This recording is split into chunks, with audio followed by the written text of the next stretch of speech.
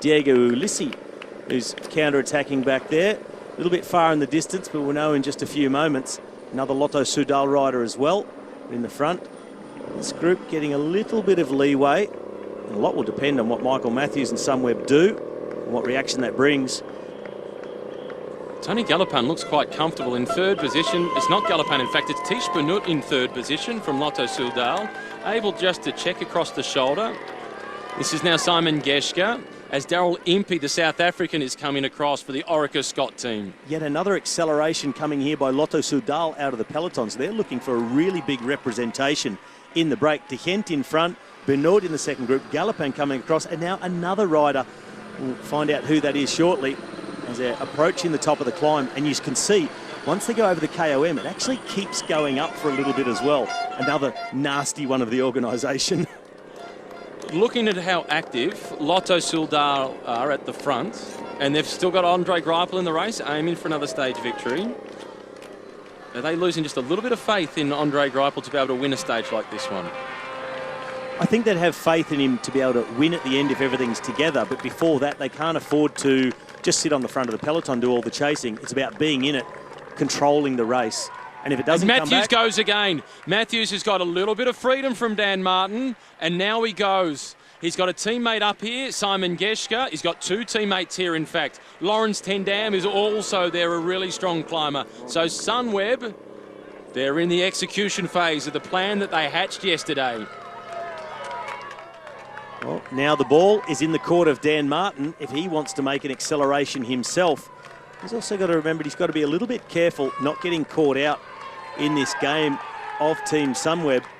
He costs himself too much energy. Could become vulnerable if we do hit a crosswind over the top.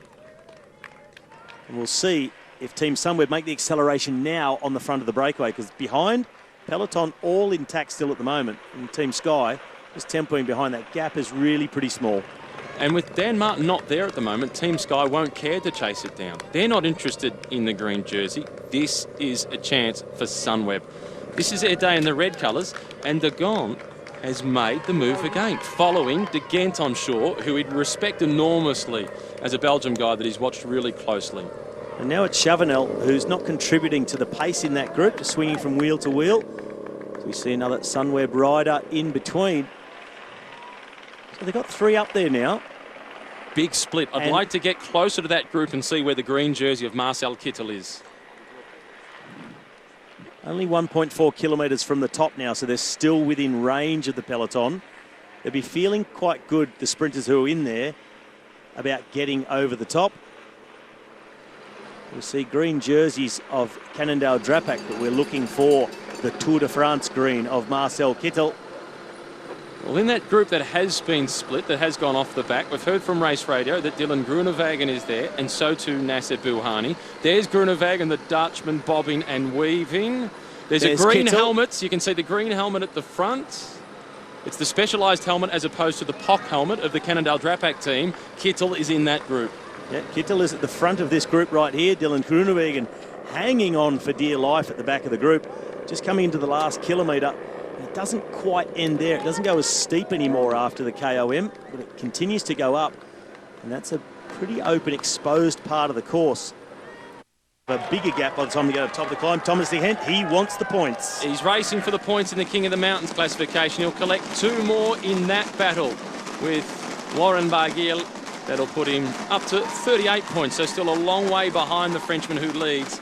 As they go across the top of the Côte de Beausoleil, Category 3 climb over the plateau. There's more climbing to come.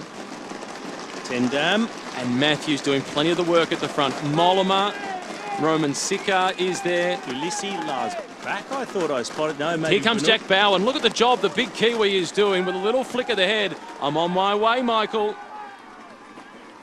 Well, this peloton will also be opening a bigger and bigger gap over the quick-step-led chase group with Marcel Kittel. Sunweb has still got a chance here. If they've got riders in this peloton, they need to then go to the front. If Bauer catches the group of Matthews, go straight to the front and drive it as hard as you can and leave the quick-step team out the back with Marcel Kittel. So a really interesting tactical battle coming up. Once they're caught by the peloton, it's not over yet. Tough at the back. You just saw the former South African national champion, Jaco Venter, desperately trying to hold on. Geschke now going to the front. Instructions from Michael Matthews, the bearded one who's got so much strength. Mollema with the grimace on. Bauke Mollema, the winner of stage 15. Have you seen the footage that's been posted of the home of Bauke Mollema as he's winning? Yes. And he's a young child pointing to the TV, Daddy, Daddy. If you haven't seen it, it is worth a look. Search in social media to find that footage in the home of Bauke Mollema. So that group has been brought back together. Now, Sunweb, it's crunch time. What's the decision they have to make? I think they have to keep going at the moment, get everybody they've got to the front of the peloton and give it everything they've got at the moment to try and distance Marcel Kittel and his teammates behind, but it's not happening. Jack Bauer at the front, Team Sky, and here is the return of the group with Marcel Kittel. Oliver Naesen is in this group. This could actually be another group in between. Andre Greipel is there. So really, Sunweb, they need to be driving it right now and open that gap up. Great job by Jack Bauer, defending the position of the green jersey, Marcel Kittel. Our leaders. Daryl Impey takes a look across the shoulder. Perhaps this is the chance for Daryl Impey to get his stage win. And if Sunweb don't go on with it, that is then the opportunity for this breakaway to really get some time as the peloton comes back together. We'll see if anybody's interested in trying to launch a rider across to that break or chase it down. But once the feud between Team Sunweb and Quick-Step Floors settles, that could be the moment that this gap really opens up. Just 18 seconds at the moment. Chavanel leading De Gent, Daryl Impey into third. So Thomas Degan still there as well. So we see Le Lac Bleu. Drift on past the Blue Lake. Maybe not quite as blue today as it sometimes might be. What's in a name? Not quite as blue as it got its name from. Nonetheless, be nice to have a dip with the temperatures up at 34 degrees. It's a hot day. It is.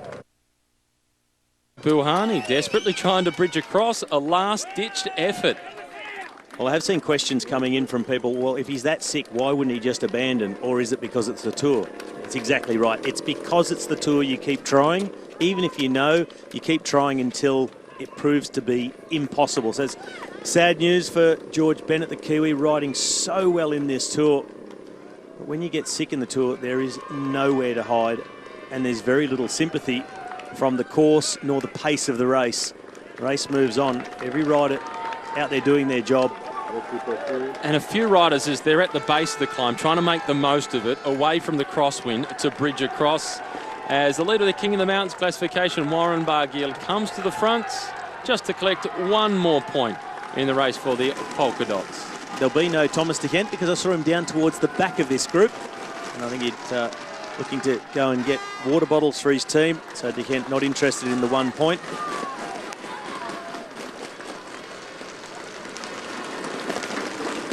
There's that gap still at 2 minutes.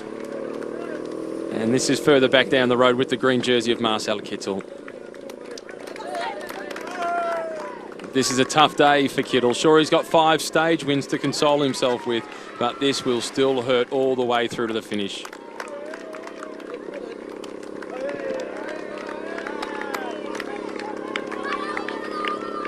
Not an easy day for anyone, this one.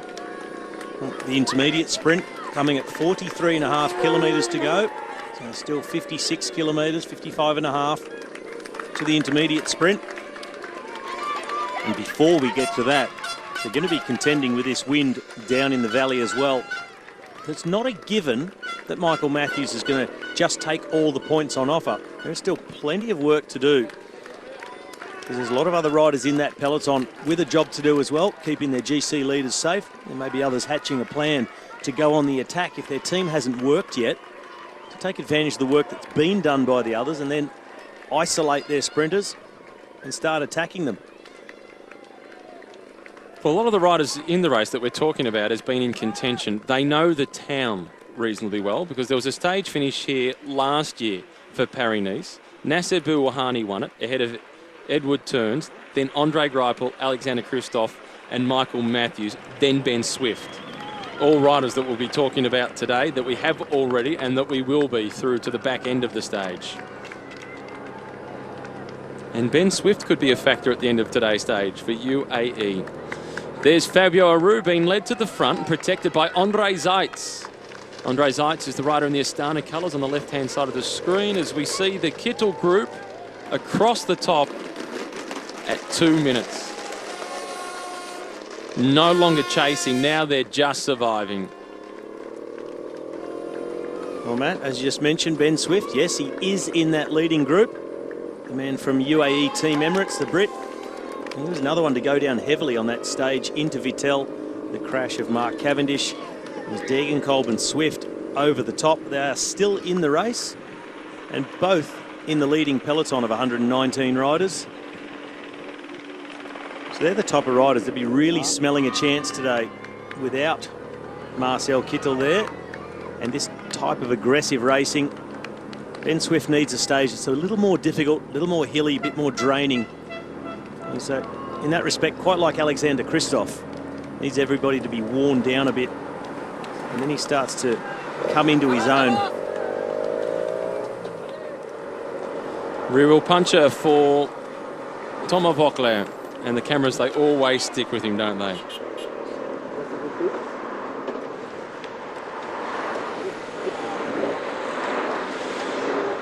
Everything that Greg Van Avermaet has spoken about before the stage got underway has come to fruition. A couple of the riders from BMC, they tried to get into the breakaway, that didn't quite work out.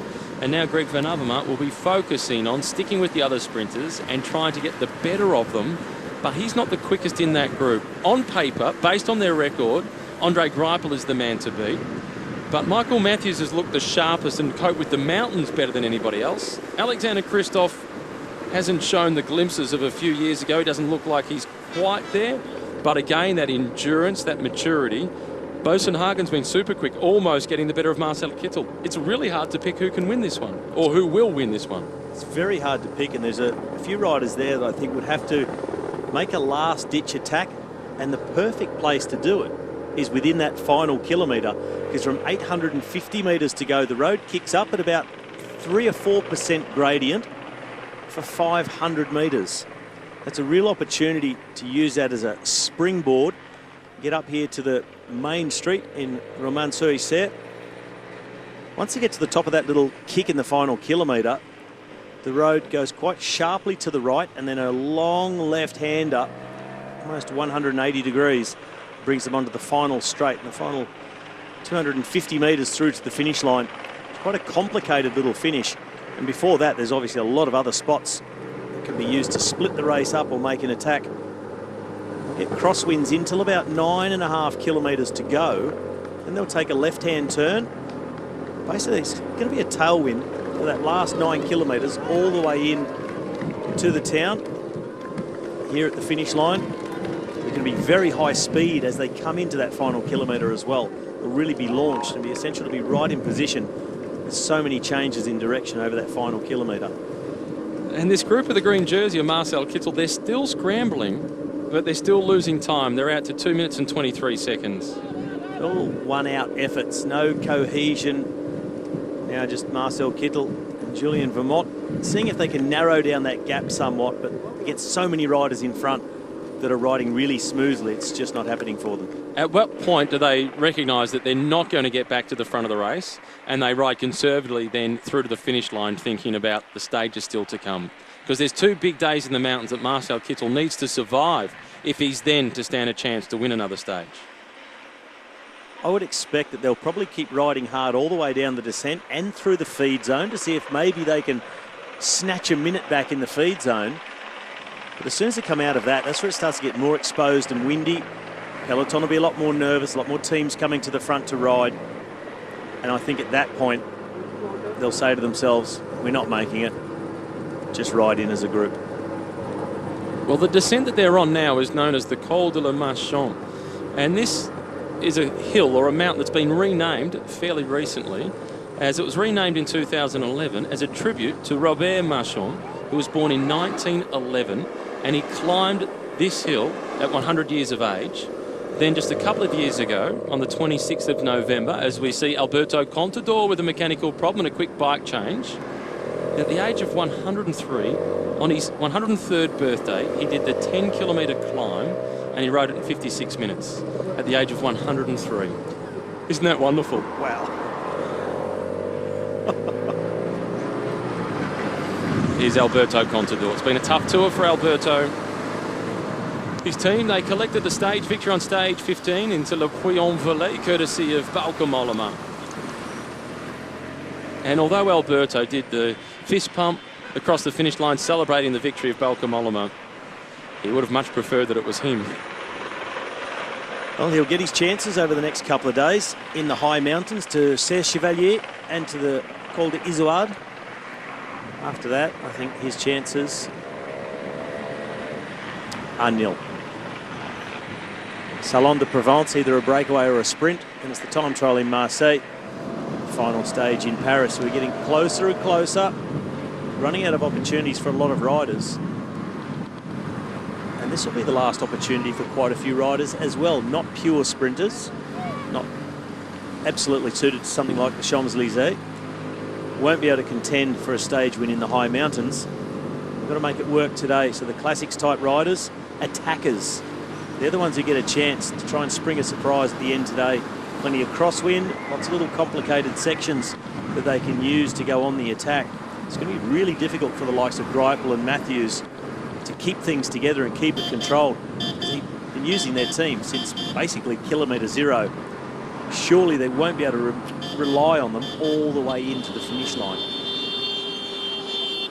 And the chase for Alberto Contador, this would be one of the rare occasions for Alberto Contador where nobody from his team has gone back for him. Even though it's a descent and he can take care of it with the cars, he'd be accustomed to at least having somebody alongside him. He would, but I don't think this would bother him. It is a lot easier, a lot safer to come back on your own. You look, there's quite a bit of traffic there too. That gap between the motorbikes and the cars. And here comes a teammate. Well, there's one, but it's not going to be a real help. It's Jarlinson Pantano. He's going to go straight past him.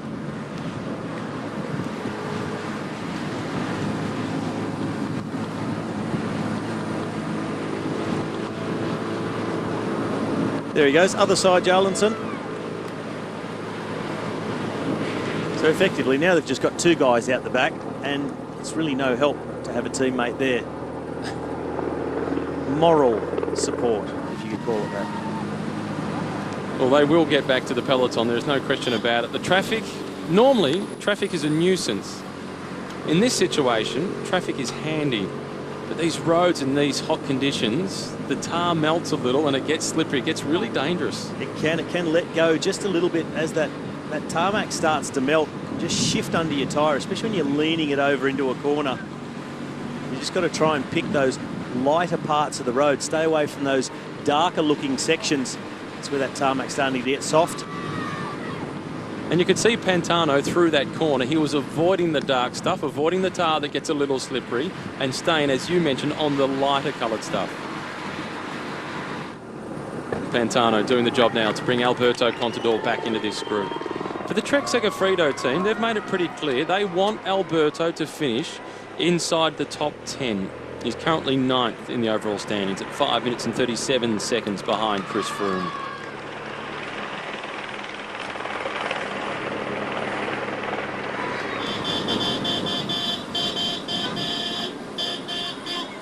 And just one more car to get past.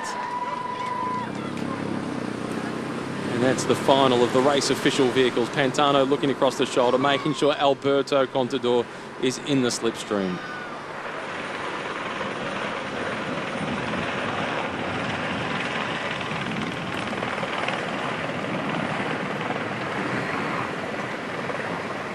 Strung out in single file. This group is still really going. Steve Cummings now at the front.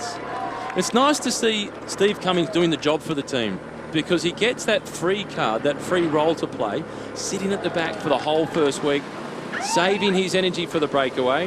It hasn't worked yet for Cummings. Now they're a big chance with Boasson-Hagen, so he's doing it for the team. Well, Boasson-Hagen really needs Steve Cummings today, and you could see the team plan. Cummings went on the attack early, joined a breakaway group. And then when he realised what was going on behind and what was about to play out, And he went into that domestique role for Edouard Boasson-Hagen. Great man to have up there driving the pace. You're pretty certain then that that group containing Marcel Kittel doesn't stand a chance of coming back. Who has come back is Alberto Contador at the back of the peloton. This is Gianluca Brambilla from Quick-Step Floors, putting his hand up, just waiting for assistance from the car. They're getting pretty close, holding full speed all the way down to the final few metres where he'll hit the brakes hard. I'm not sure if that's him already at the back. No. Here he comes, just top a shot. He's flying around this corner, right there, bottom of screen. So he's nearly there. He's got about another 1.5 kilometres to get onto the back. Still 30 seconds. Still with a fair bit of work to do. And he's almost into the convoy, but it's a reduced convoy. That convoy of cars has somewhat been split. He's riding smartly here by using his teammate, and he's not doing actually any of the pacemaking himself. It's Cyril Limois who's done all the work for the Cofidis team at this point. Prior to this, it was Nicolas Erdet. This has been pretty good work by Cofidis. Pretty good? I think it's been great. He was in the group with Marcel Kittel. He took the punt on the previous Category 4 climb and went of his own volition. He's in the convoy of cars now. That's a good sign for Nacer Bouhanni. He'll make contact, I think. A few more tight corners here. And the more the back of the bunch has to brake and slow into these corners. Here he is. Look how close he's got now. As we said, like the bunch is almost stretching out back towards him. Really needs to make contact. Because now as they get straighten up in an open piece of road, they're all going to really accelerate to get back into the wheels and get bunched again. He's going to make contact. He's back. They just go over the River Doo, which translates as soft. There's nothing soft about Nacer Bouhanni. Good ride. Great ride to put himself back in the race. Look at the speed of the peloton now, and they're just about to come into shot past this motorbike. And look at the struggle to try and get into last wheel, because the acceleration now, all these riders trying to play catch up again. It's like the slingshot effect. Bouhanni may need to jump past his teammate, place a little sprint to get himself back on, unless they're going to sit up coming into a corner, punching a little bit again. Lemoine is going to get him there. There's a great piece of team riding and individual brilliance by Bouhanni. Let's see if he can make it pay off at the end of the day. There's still a lot of work to do from here. This is around the time now. They're getting very close to that big open section in the valley. The battle for position at the front is about to hot up. Cyril Limois just saying, I'm done. You've got to go yourself. Cyril Limois, what a brilliant performance by number 155. It doesn't matter whether he can or can't hold on himself. He's managed to get Nacer Bouhanni back in contact, but he keeps on fighting. And he's getting there himself. Bouhanni just checking on his teammate. He's there. Did you see Niels Pollitt? Just a little tap on the backside for Nacer Bouhanni. Even though they're rivals, congratulations, job well done. Very well done. This is the group of Marcel Kittel still on the descent. 4 minutes behind, being led by Guillaume van Kiersbelk. Well, these riders are now out of it. 55 kilometres to go, 4 minutes behind. They'll just be making their way to the finish, making sure they're inside the time cut, which won't be a problem for them. But they are well out of stage contention. Bouhanni, what a great move over that climb.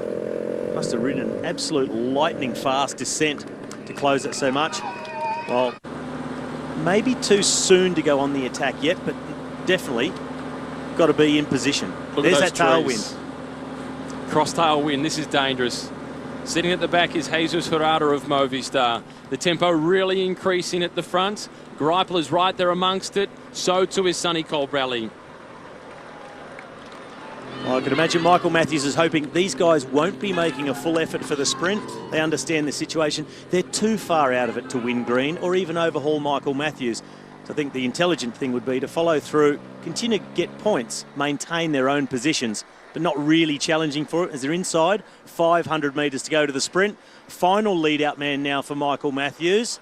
Sure to take a little look over his shoulder. Yep, there it is. Just to gauge, see how easy he can take it in this sprint. It's Roman Sinkeldam who's at the front. Matthews is waiting. Then Greipel. Then Sonny Colbrelli. Now Michael Matthews goes through, keeps checking. He doesn't want to waste energy, but he wants the 20 points. Mission accomplished. Greipel, then Colbrelli, followed by Sinkeldam. Damien Housen leading the rest of the peloton.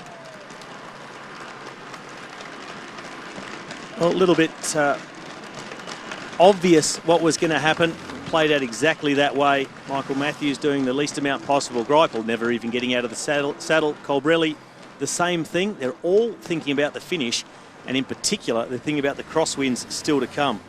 They'll continue on in this direction after the sprint until they turn off the D109.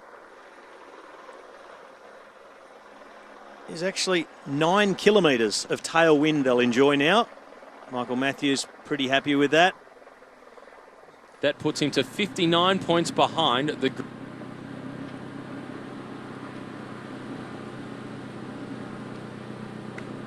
Get the elusive victory for Adrian Petit. They've won a stage as a team, but this would be an enormous result for Adrian Petit. Well, this is a really tough little hill on the way out of Chateauneuf.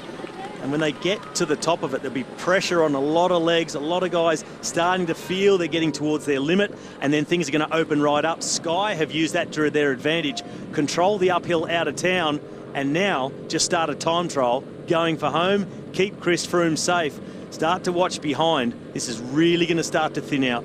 This is fast, this is dangerous, and for those that want to stick with Chris Froome, they need to be super attentive.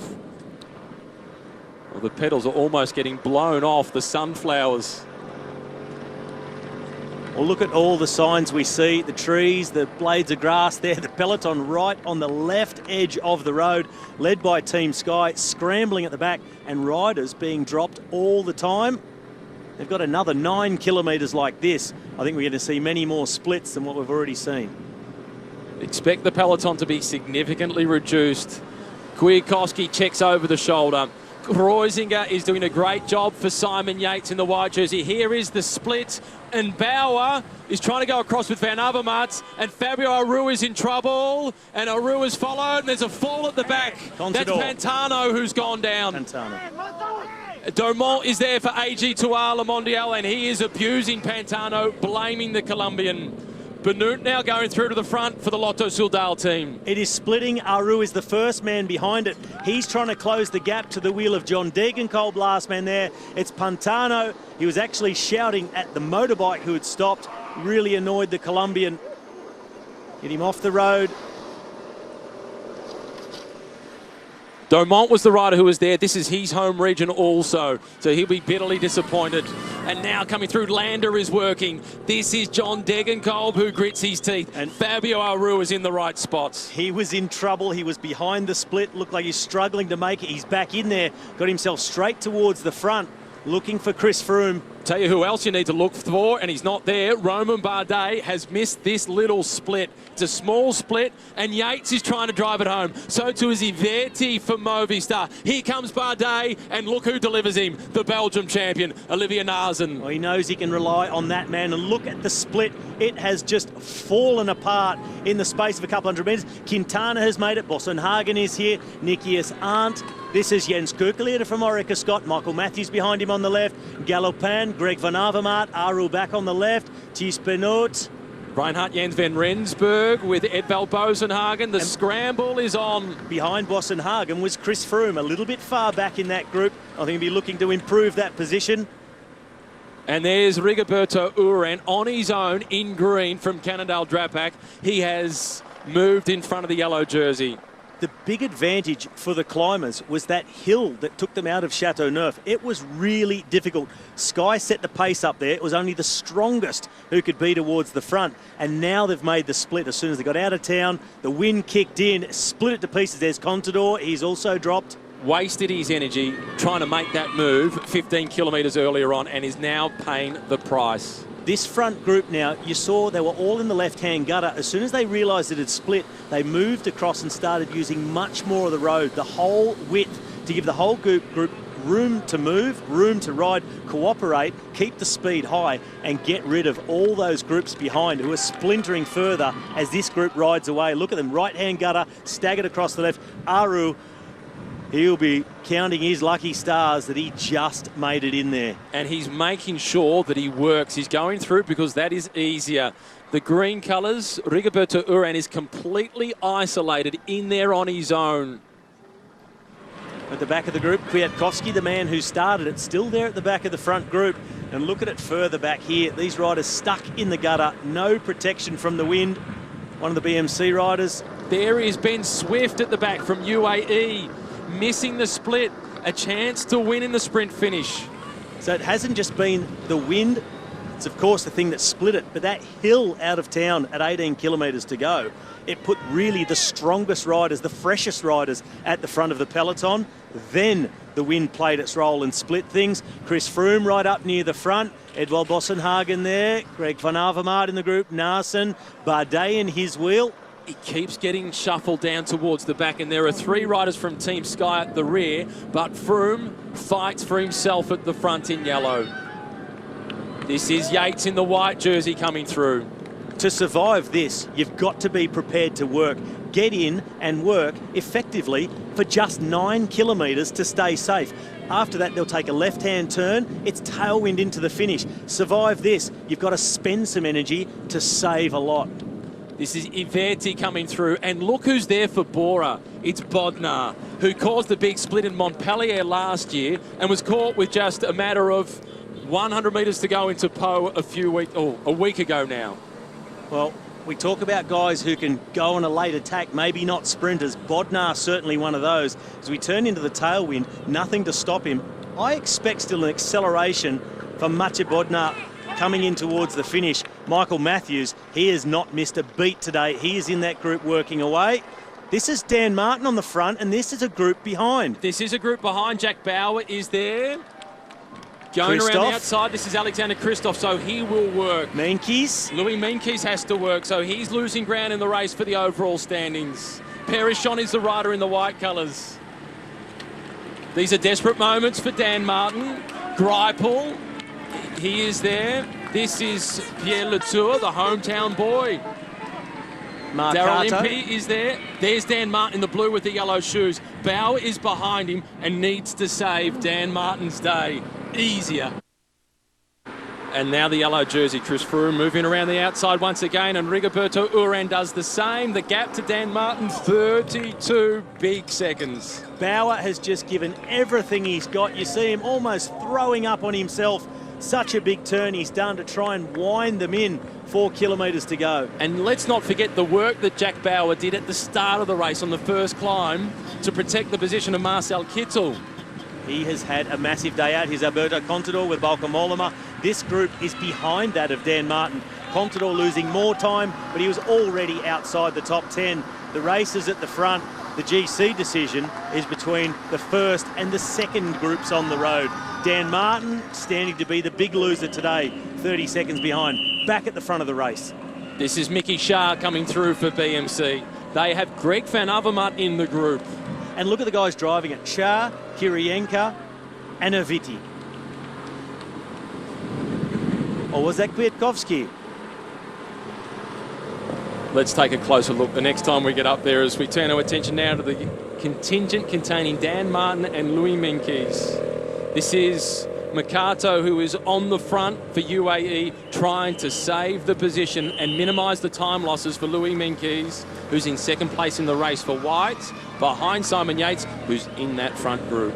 And Matt, just 3 kilometres to go now. We're starting to get in range for someone to have a go, to jump out of this group, take advantage of the tailwind. And I look at the man, he was on the right of picture down in the back, Bodnar. I wonder if he's just taking a few deep breaths, saving the legs a little bit and getting ready for an attack. He's the only man there of his team. Nothing to lose. Came so close in Po. I'd actually like to see him go on the attack. And so would his teammate Peter Sagan, who's not here, who surely will be cheering him on from at home. Quintana down towards the back. Yates in the white colours. Bardet, he had a few scary moments. He needs to buy a drink for number 18, Oliver Naesen. Bodnar moving around. So too Froome, and now the attack comes, and it's Daniela Benatti who goes.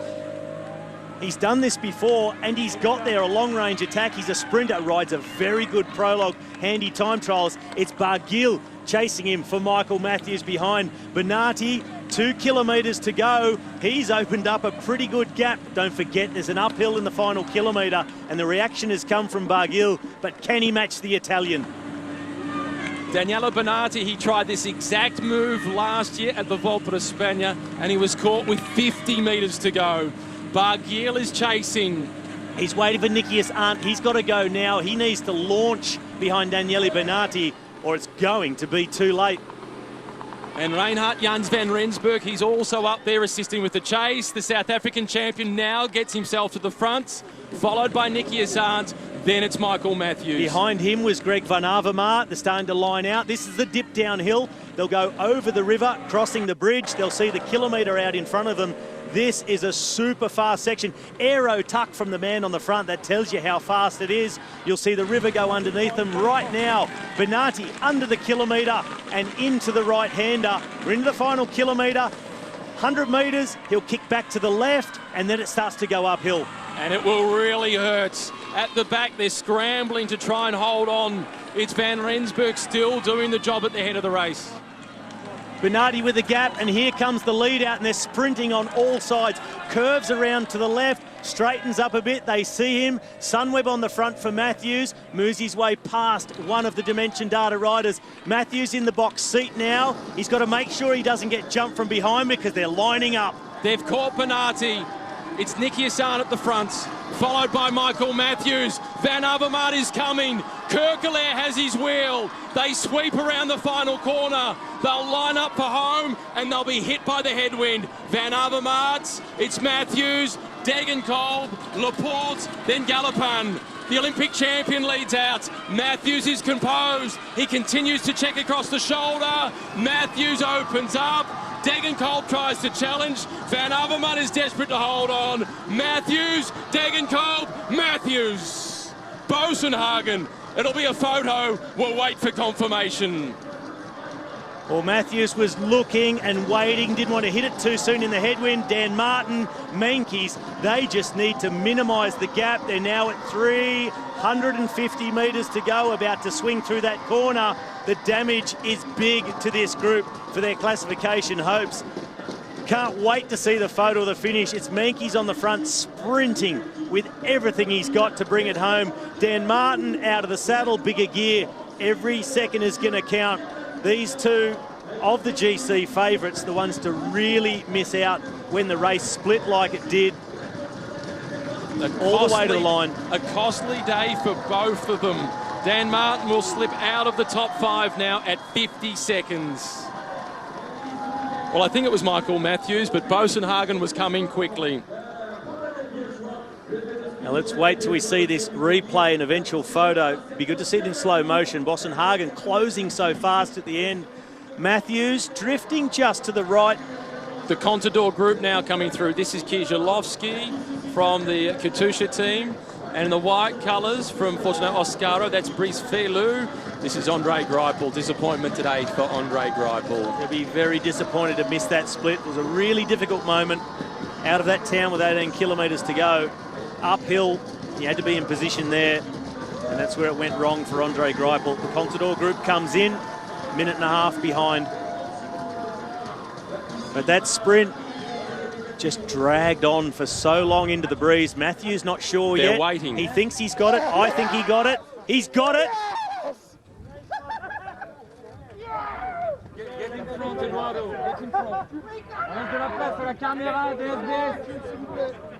What a tense wait. Here we see it. Degenkolb tried to go. Matthews just drifting a little bit right, but that's nothing wrong with that. There's still room. Bosenhagen coming from the clouds, but there's the line too soon. It was clear in the end. It was clear from above. Degenkolb showing his displeasure.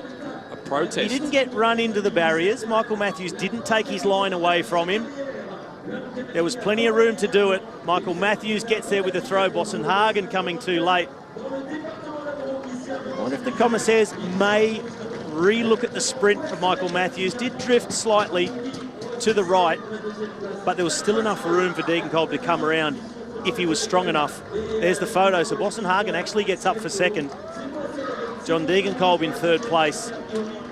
So by 3/4 of a wheel to Michael Matthews, a second stage win for the Aussie in this race, and gets 30 points closer again to Marcel Kittel. It's now 29 points the difference between Marcel Kittel and Michael Matthews. They said last night through their director Luke Roberts, and I chatted with Michael Matthews via message this morning, and he said, we're going to go get this. And get it he did. He took the lot today, intermediate sprint and the stage win. Matthews, Boston Hagen, Degenkolb, Van Avermaet in fourth, Laporte, a good ride for Cofidis, Jens Kirkelieder in sixth, Galopin, Ties Benoit, the Lotto Soudal guys, Matej Bodnar choosing to sprint, not to attack, and Roman Hardy rounding at the top 10. Bernardi, a great attack, long range from just over 2 kilometres to go. Just pulled back on that uphill section. And Michael Matthews biding his time in the wheel, knowing it was a headwind, letting Van Avermaet essentially lead him out, battling with Degenkolb, staying just within the limits of sprinting. And here's the general classification with some changes. The top four remain the same. Froome, Aru, Bardet, Uran. Lander's gap stays the same, but he moves up to 5th. Yates has moved up to 6th at 2:02. Dan Martin has slipped from 5th to 7th. Louis Meintjes concedes more time as well in the race, particularly for the white jersey of best young rider.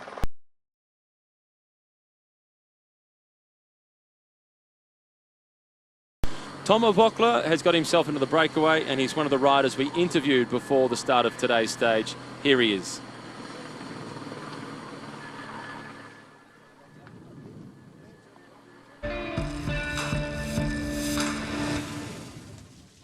It's not comparable. The place is the same, but in 2011 I was in the yellow jersey. It was a great moment, but it was that day that I lost the yellow jersey. It's a climb that I really admire, but you must respect the Galibier. What scenario do you expect today? Well, I think there'll be multiple attacks. The Sunweb riders will go in the breakaway, and they will control the race until the first sprint by climbing the first pass quickly to eliminate Kittel. Matthews will take the points in the green jersey contest. Then I think a breakaway will go ahead of the Croix de Fer. But they won't get too far as it takes good legs to climb it, and the good legs are high in the classification.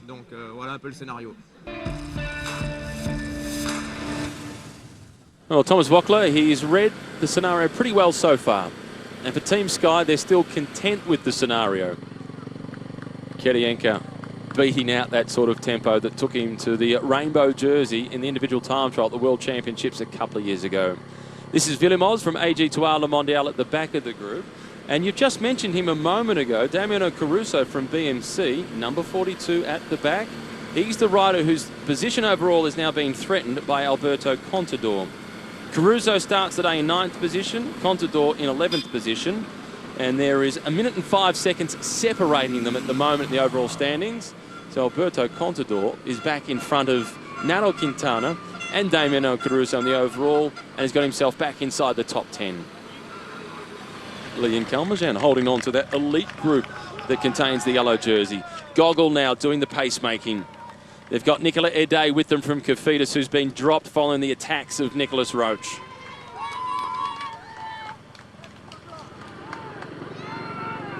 This is Albert Timmer from Sunweb. His mission today has been accomplished. That was accomplished after 48 kilometres when Michael Matthews collected 20 more points in the race for the green jersey. Matthews is now just 9 points behind Marcel Kittel. And we've all got our fingers crossed that Marcel Kittel is okay following that nasty crash that he had earlier on.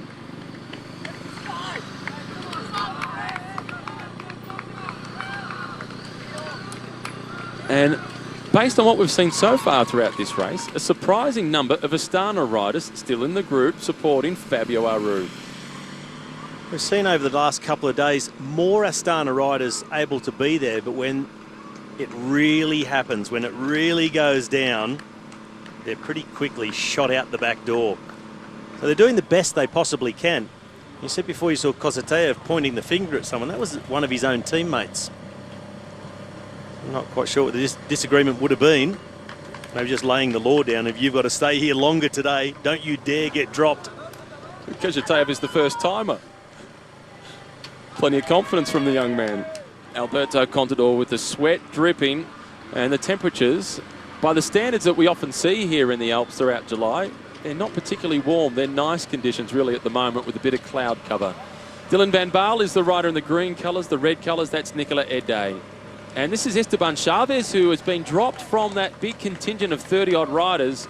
And Chavez, it's been a really tough year for Esteban Chavez.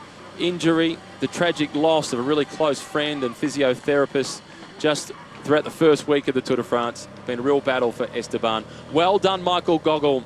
He has emptied himself. He's now got Alberto within striking distance of the group, and Alberto has to finish it off. There's Esteban Chavez. Can Esteban bounce back for the Volta a España this year? I think yes. I think it's going to be a really exciting race this year, the Vuelta. Esteban Chavez, the two Yates brothers with him there, of course. Well, maybe this man too, Alberto Contador. Hasn't ridden the Giro, often backs up from a Tour de France to ride the Vuelta. Simon Geschke, who is now going past. I expect him to be at the Volta a España, Alberto Contador, on the back of the disappointment so far for him at the Tour de France. Possibly at the Vuelta, Tom Dumoulin. He's reported to be going to the Vuelta, but has not declared that he'll be racing to try and win it overall. He did win the Giro d'Italia this year, but he has said he wants a rainbow jersey in the individual time trial, and that's his priority. And to prepare yourself to win a World Time Trial Championship is a little bit different to preparing to race for the overall of a Grand Tour. So that would actually entail him putting on just a little bit of weight, a little bit of muscle, lean muscle putting on, not just eating pies and pastries and lollies, but getting a little bit more powerful to really ride his best time trial. And that will absolutely be required against guys like, new kid on the block, Stefan Kung. Also, of course, Tony Martin. He's almost there, Alberto Contador. He's dropped Chavanel, he has dropped Geschke, and he is almost in contact with the chasers of Michael Matthews and Thomas de Gendt. But this is a splinter. It's this group, and then further forward will be the group containing Nicholas Roach. As is Michael Matthews now working with Thomas de Gendt. How's that for confidence? What an incredible performance. They're through 2/3 of the climb now. You could just see in front of Michael Matthews and Thomas de Gendt, they're getting to that flatter section. There's another dam up there, there's another lake. So they just get the benefit of a little flat section. And I was just going to say, I wondered if Pantano was in this group that Alberto's going to catch. And there he is, Pantano, ready to pick up the pace, drag this group, including Contador now, in the slipstream. And look at the increase in the tempo. So a lot of these riders will just drop off this group now. Ben Swift still here, number 68 at the back. Behind him, number 216 from Fortuneo Oscaru. That is Pierre-Luc Perichon, who made his way across as last man to this breakaway. But Contador, everything going right so far. Gogol has done his part. Now Pantano to bring Contador back across to the rest of the group, which includes Bauke Mollema, another teammate. And it also tells us the story about the hierarchy within the Trek Segafredo team. Mollema and Contador, they're almost on level pegging at the moment, you would suggest, given Mollema's collected the win. But Alberto, in a photo finish, has got that number one position still for the squad. Yeah. Following the hierarchy, Alberto is still the leader of the team. And Mollema, I'm sure, will be very happy to do what he can to try and help Alberto win a stage. We saw the other day Mollema win into Le Puy-en-Velay solo. Alberto crossed the line a few minutes later, also punching the air, celebrating a team victory.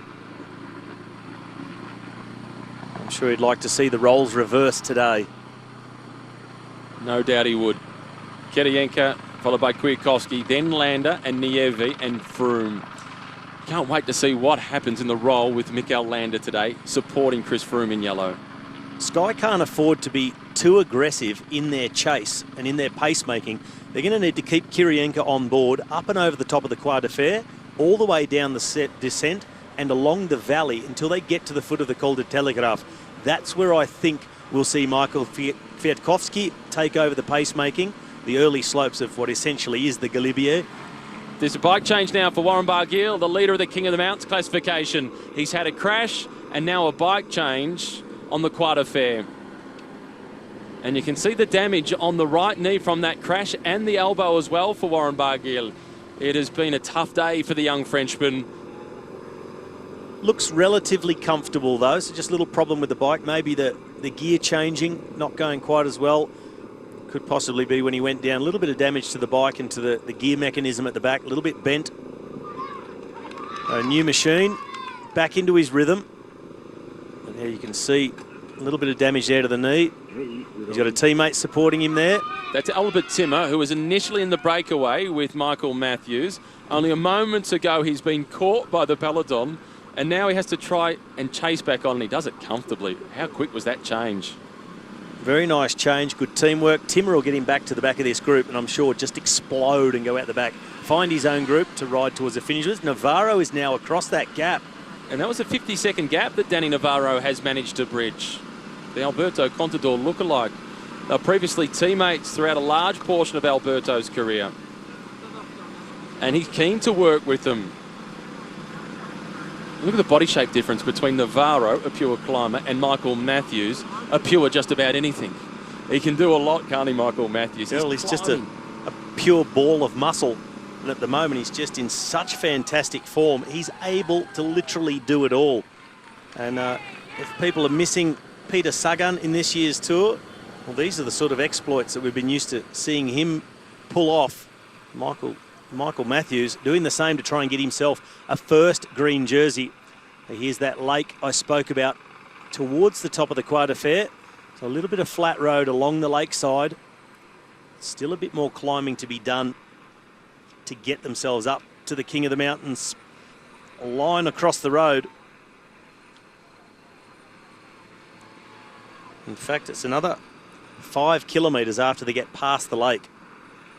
So this section lasting for around 2 kilometres. And they turn away from the flat. They get 3 pretty tough kilometres within that last 5 at around 7 to 8% average. It's a man-made lake, the lake of the Grand Maison. The construction started in 1978. We haven't abandoned. Thibaut Pinot is out of the race. Not a huge surprise, to be honest.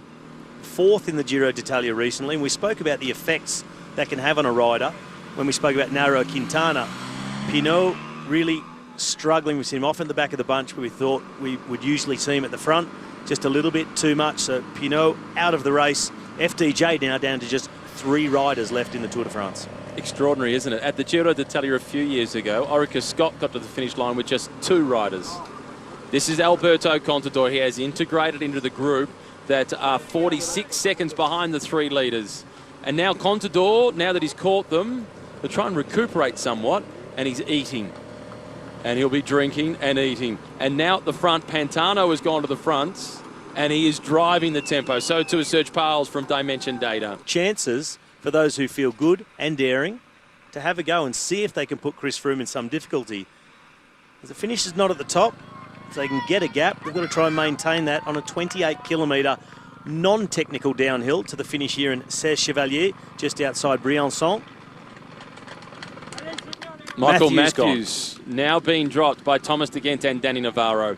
But for Michael Matthews, this is a chance, it's a slight tailwind at this point on the climb, a chance to try and recuperate just a little bit before being caught by the Contador group, and then hoping that he can hold on over the top.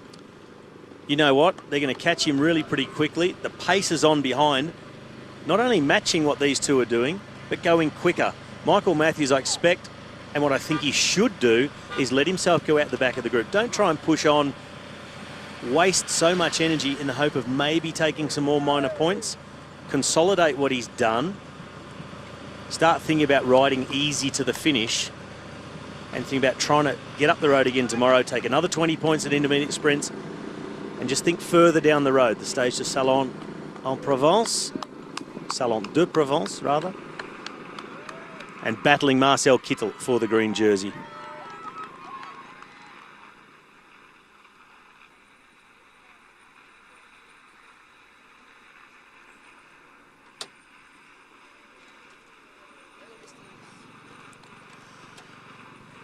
Oh, beautiful panorama across the valley near the top of the climb here. This is Esteban Chavez now going back to the Sky-led peloton.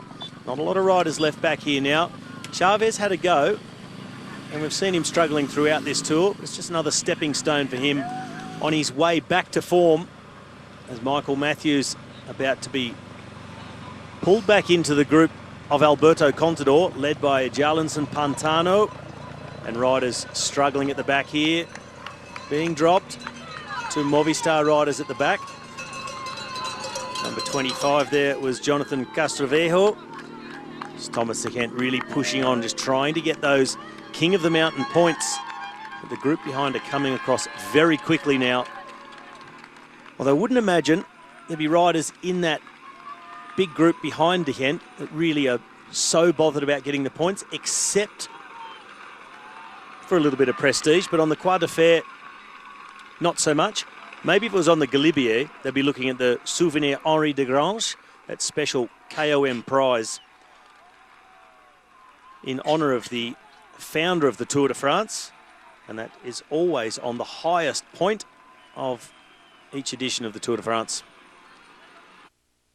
3 minutes and 11 seconds, their advantage over the yellow jersey. I got to say though, Matt, if I was Danny Navarro's team director, I would be saying, let them reel you back in over the top and let the Trek Segafredo team do the work. Take a back seat, rest up and wait for the combination Telegraph-Galibier. This is a descent of some 30 kilometres. Then there's a valley road of another 15 kilometres. So it's 45 kilometres of wasted energy if you're doing it on your own, where you could just be sitting in the wheels and then wait for that 36-kilometre climb to the top of the Galibier. And now De Gendt goes to the front as they're inside the final few hundred metres. Danish flags, Catalonian flags, and lots of polka dot T-shirts on the side of the road at the top of the Col de Croix de Fer. Won't be enough points up for grabs today for Thomas De Gendt to threaten the King of the Mountains jersey of Warren Barguil, but he gets himself within striking distance. So this competition is also tightening up as De Gendt makes sure of it at the top of the Col de Croix de Fer, collecting the points in the race for the King of the Mountains jersey. Danny Navarro in second position. On to the descent for De Gendt and Navarro. So too the chasers.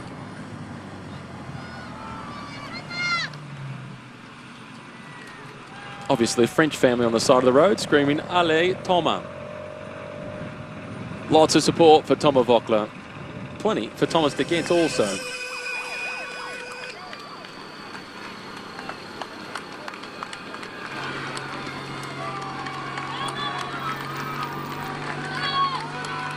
This is now Luis Angel Mate from Cofidis. Tish Benoot is the rider there from the Lotto Soudal team. They were both in that initial breakaway, but found the going just a little bit too tough on the Croix de Fer. Nonetheless, they get to stay in the group containing all the big favourites for the overall classification. They'll join them for the descent, then down through the Valley Road, and then they'll be left to their own devices on the next 2 enormous climbs.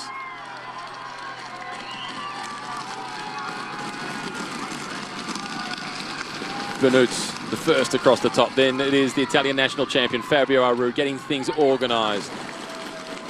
At the back of the group for the Cannondale Drapac team, that is Nathan Brown. Good to see him still in contact with this group.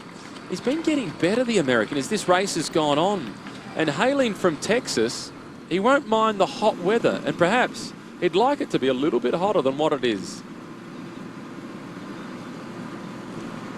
Still De Gendt and Navarro out in front. What's this descent like?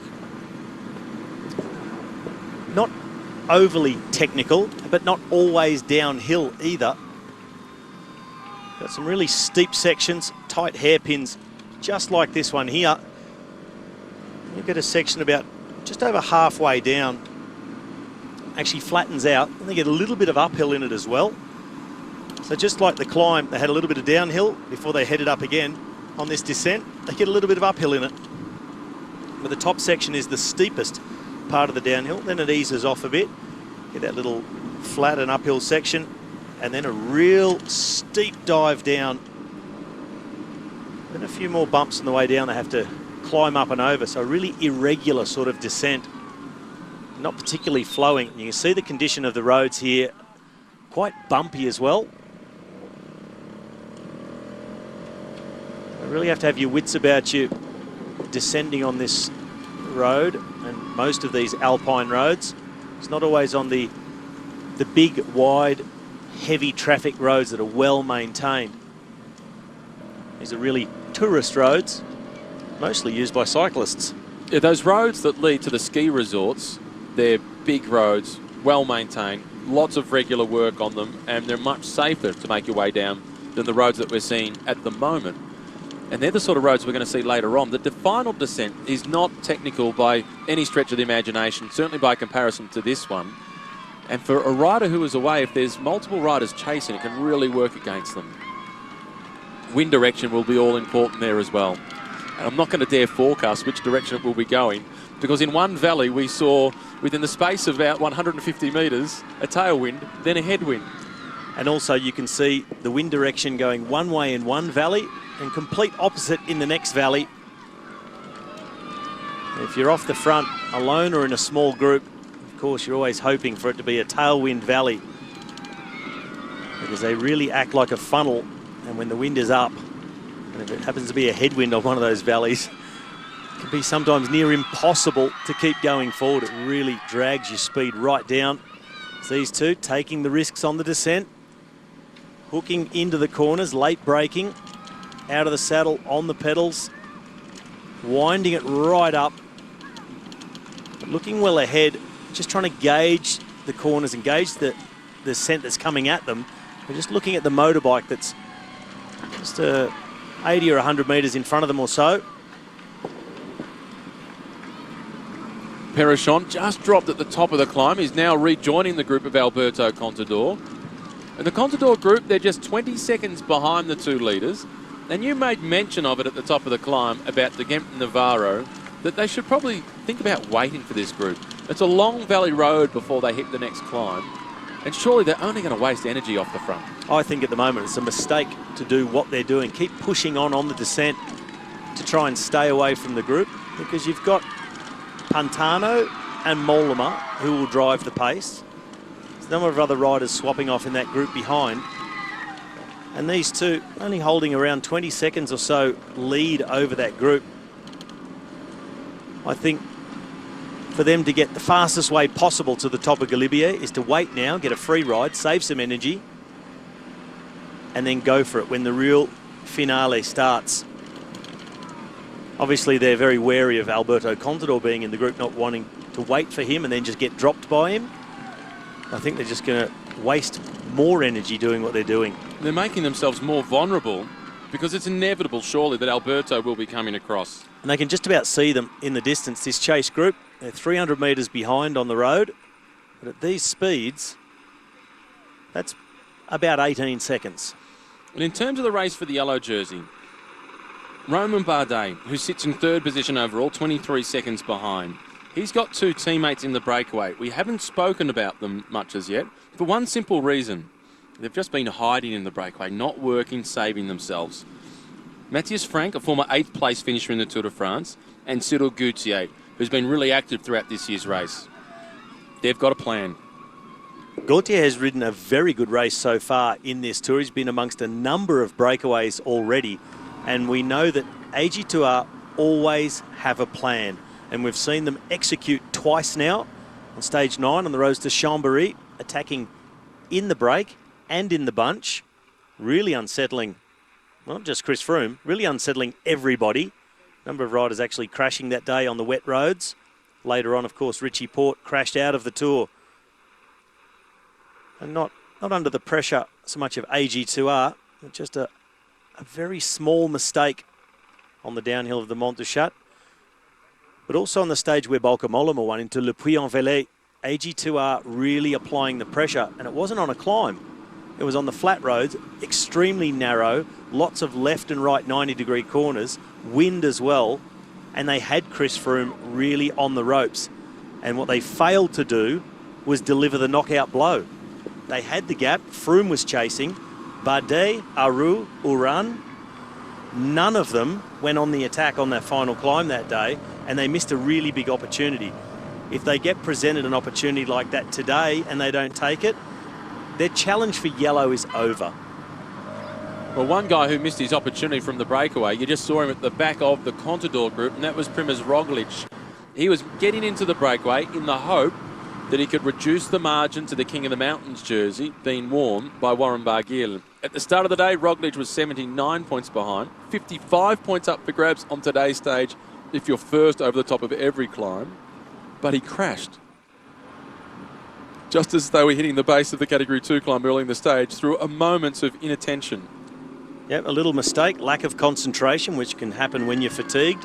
But the man who's taking advantage of the situation for King of the Mountain points is this man, Thomas de Gendt, because he also started the day 79 points behind in the race for the polka dot jersey.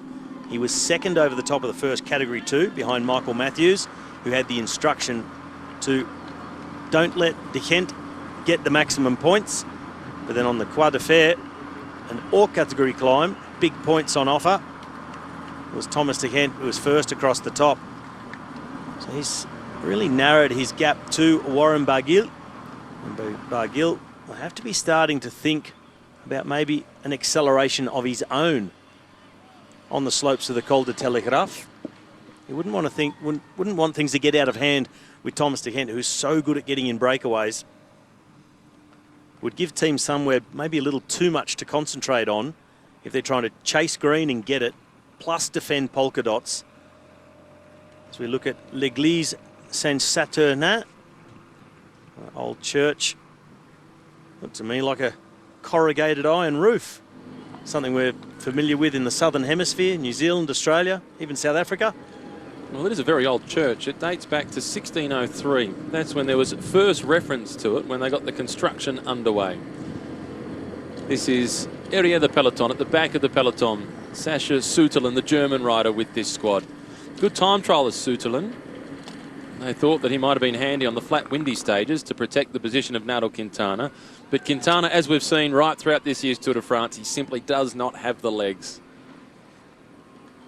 Beautiful territory, this, for a photographer in particular. Not so wonderful and a glorious image for a sprinter. This is Michael Matthews now caught by the group that contains the yellow jersey. He and Simon Geschke. Today, mission accomplished. Ride as gently as you can all the way through to the finish. And Michael Matthews getting the thumbs up there from Michał Kwiatkowski. That also will say that the move of that group going away has not been frowned upon by anybody, because that crash happened around the same time. Kwiatkowski, thumbs up. Great job, Michael Matthews. Appreciate your work you're doing and how well you're going. And they're the same generation, those guys. So they raced against each other in the under-23s, and a real bond between a lot of those riders that were born around about 1990, because it's an incredibly strong group. Peter Sagan is there amongst them, Julian Alaphilippe, Nairo Quintana, Romain Bardet. It's the generation we'll be watching for the next 10 years. Yep, Matthews, Marcel Kittel. Degenkolb, just slightly older, but 1 year. So same generation, most certainly. Finally, look like they may have resigned themselves. Not that they've wanted to go back. They haven't given up at any point. Rather, resigned themselves now to they're just being caught. They've tried to stay in front. So not waiting on purpose. And now Danny Navarro is slipping into second position, recognising that they're about to be caught. It's time to eat. And I think they should have done this much sooner. Some energy wasted. Thomas de Gendt, who you spoke about within the first week trying to do too much, he's kept doing it. And even waiting is not really waiting. He could be giving himself a much easier ride right now than what he's doing as well. But he only really knows one way. He just likes that feeling of pain in the legs, some tension on the muscles. And he's got plenty of it. I've heard about him from teammates of his at the Lotto Soudal team. Heard of him saying, at a big race after a day in the mountains, no, I don't want a massage today. I quite like the feeling of tension in the legs. Really? Honestly. Yes, Christoph. He is a special character, but above all, he's incredibly strong, and his powers of recovery day to day are something to be in awe of. He just keeps going and going and going. But we'll remember this for later on and see if these two riders do end up paying the price for their efforts, staying away all the way up the Croix de Fer and most of the way down the descent, as now Pantano leads the group. Pantano is someone who will definitely pay the price for his efforts. Look at the body language. Look at those shoulders rocking and rolling. They're trying to make the most of this 3-minute plus advantage that they've got over the yellow jersey group, and that's a whole lot of bottom jaw poking out from Pantano. He really is opening up the throttle. He will have been given the job not only to maintain this gap, but try and build it out as much as possible. They're going to need every second of this 3 minutes. Yeah. Because if the attacking starts on the Telegraph amongst any of the favourites and the race starts to blow open, this group will still get caught. 36 kilometres of climbing, 2,000 metres elevation gain. They need more than 3 minutes. Even Alberto Contador, given the condition that he's been in at this year's Tour de France. Beyond the race at the front, there's a race at the back. Marcel Kittel is amongst it, and that's the Gruppetto, the group that bring themselves together to try and survive to get to the finish line inside the time delay. Let's learn a little bit more about the Gruppetto.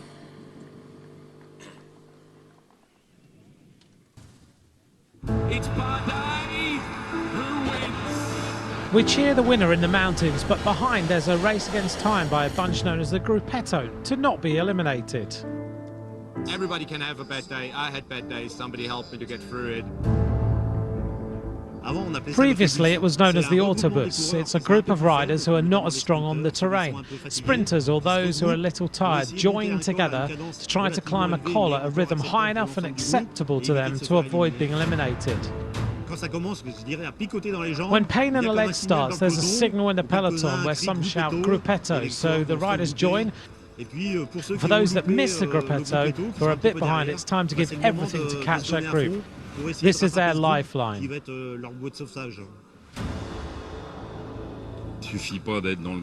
you're in the Gruppetto, it's not certain you will be within the time limit.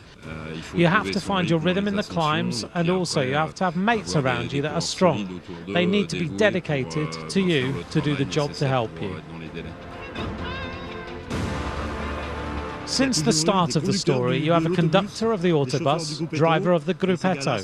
Those guys are there to calculate the time limit to make sure that everyone is working in the valley.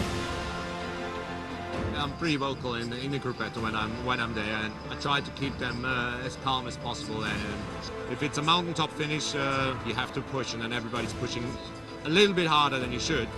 But when we know like it's 20 k's downhill, you know you can take it a bit easier up the climb, and you still have those 20 k's to make the difference. So we calculate risk, but we also know we have to take some risk to gain some time on the leaders, and especially when it's flat and it's just all in from everybody. A chance there to take a look at the Gruppetto, which is something that Robbie McEwen knows all about, getting through the Tour de France. What's the bond like in the Gruppetto amongst the sprinters in particular and their lead-out men? Oh, the bond is definitely there. Your enemies on the flat stages, essentially your teammates in the mountains. Although sometimes that can go out the window somewhat. I've seen it in the past where if there's a particular sprinter really struggling in the mountains but who's been kicking everybody's backside in the sprints, sometimes he won't be waited for, and we're hearing over race radio, Matt. Marcel Kittel has abandoned the race. So that crash for Marcel Kittel earlier on today, he is now out of the race. Confirmation, Marcel Kittel has abandoned.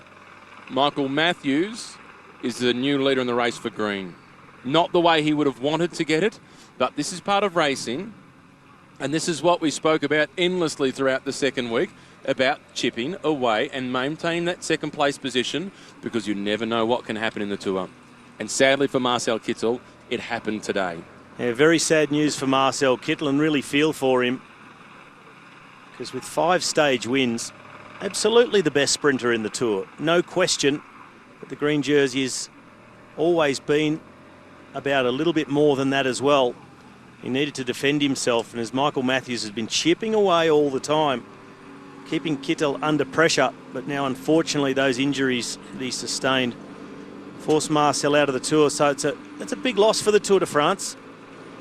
Here we see him. That was getting the spare bike after the crash. So injured his shoulder, broke his shoe, had to change shoes as well. Lost a lot of time. I'd say more than being far behind on the road, he's just succumbed literally to the pain of those injuries. Effectively, Michael Matthews has won the green jersey. We're 4 days out from Paris. He just has to stay on his bike. He has an unassailable lead for Andre Greipel. That news was on Race Radar. That's where we first heard it before the graphic came up. Sunweb will have heard that. Luke Roberts, their sports director. How does he communicate that to Michael Matthews and the rest of the team? I think he'll just tell them like it is. Kittel has just abandoned. You've won the green jersey. Or how about... Stay on your bike. Yes, you're in green, you're in the lead. Andre Greipel is now in second position. But what happened to Marcel Kittel today could always happen to Michael Matthews in the next few days. Exactly. It lurks around every corner. And the crash of Marcel Kittel today, I mean, really innocuous. There was nothing going on in the peloton except for a touch of wheels at the wrong time. And Marcel Kittel found himself in the wrong place at the wrong time and went down in it. So you see the risks being taken here by Pantano through the corners. He's splitting this group apart. It's Contador, not the best descender. Maybe not the ideal tactic for him to have Pantano push it quite so hard. He's a really good descender, Pantano. That's Tony Galopin, who's almost staying with him. A couple of years ago on the stage into Gap, can you remember that descent by Peter Sagan on the descent where Josipa Bolocki, that horrible fall that he had in 2003 when he fractured his pelvis and it virtually ended his career. It's a descent that so many people fear. The last guy to be able to keep up with Peter Sagan was Pantano. Can descend. So he's pretty good. He didn't stay with him, mind you. Peter Sagan eventually did open up the gap, but Pantano was the last guy that was within striking distance of Peter Sagan.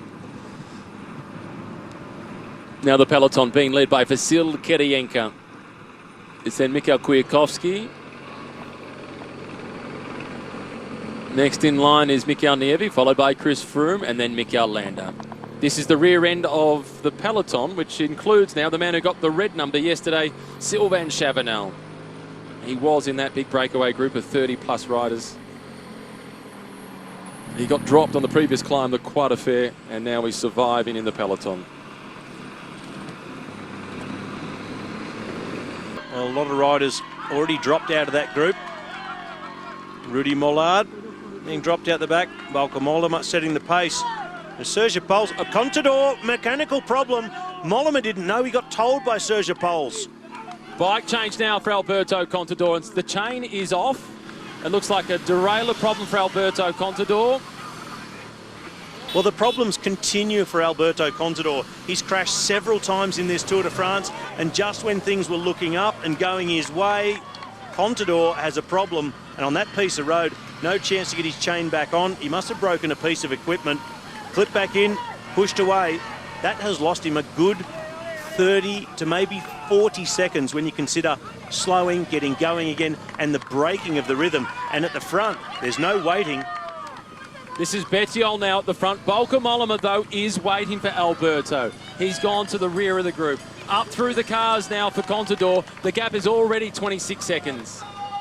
And I've got to say, you've got to appreciate the sportsmanship of the Belgian from Dimension Data, Serge Pauls. Mollema was riding, setting pace, had no idea what had happened. Pauls came up, made an acceleration, told him Alberto's got a mechanical.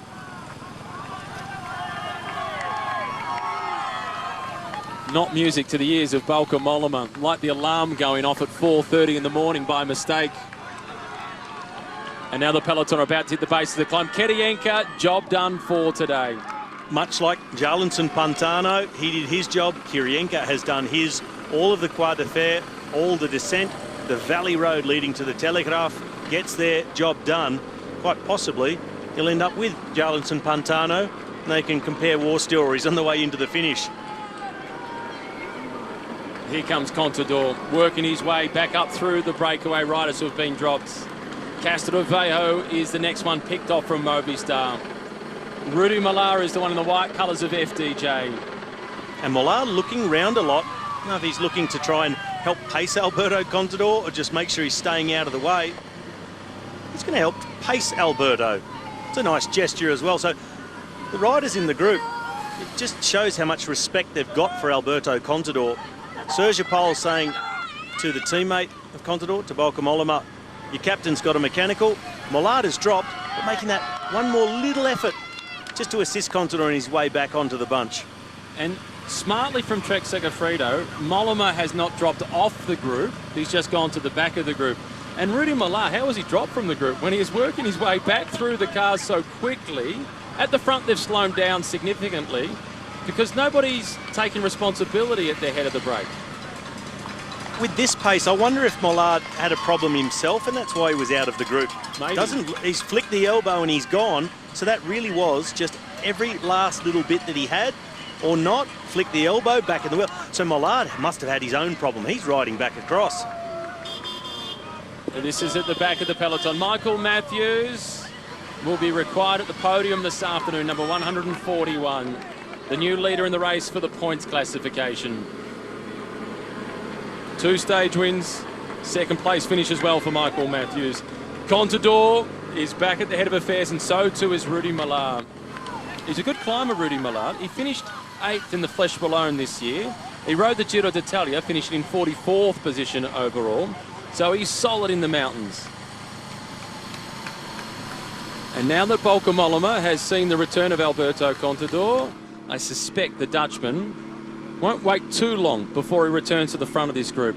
They're out to 3:44. They're in with a chance. A couple of them anyway. They've got it. But in the end, on the Col de Galibier, it's going to come down to if Romain Bardet can. Front of the peloton with the yellow jersey, the pace is being set by Daryl Impey. Sylvain Chavanel is going off the back, and now he does want these points. This is Roglic. Serge Pals is also interested. Bauke Mollema maintaining his position at the front, collecting the bidden over the top. 10 points at the top of the telegraph for Primož Roglic. And Bauke Mollema straight back through to maintain the tempo as Navarro pays the price. A little bit of a gap, and this is what we spoke about earlier. Navarro and Thomas De Gendt riding to try and hold off the group. De Gendt long gone. Navarro now with that slight acceleration in the last few hundred metres. He has been distanced, should make his way back, but I think he's just wasted all that energy that he could have used and still been comfortably in the group at the moment. Always comes back to bite you. Daryl Impey, he doesn't want Contador too far ahead. They're protecting the position of Simon Yates. Simon Yates sits in 6th position overall, and that is why we're seeing the chase by Daryl Impey to reduce the advantage of Alberto Contador. And there is the bandaged up King of the Mountains leader, Warren Barguil, on the right-hand side of the screen with the bandages on the right elbow. Here at the back of the group from UAE, Team Emirates, Diego Ulissi, great ride from him. He's been on the attack on a number of days. Second into Le Puy-en-Velay behind Bauke Mollema the other day. I think the Galibier is just a bit outside his range, his climbing abilities. He's still there in the groups. It shows he's coming through the last week of the Tour de France very well. And the question is, that man in the green, white and red Italian champion jersey, Fabio Aru, what's he got? Can he do the damage to Chris Froome?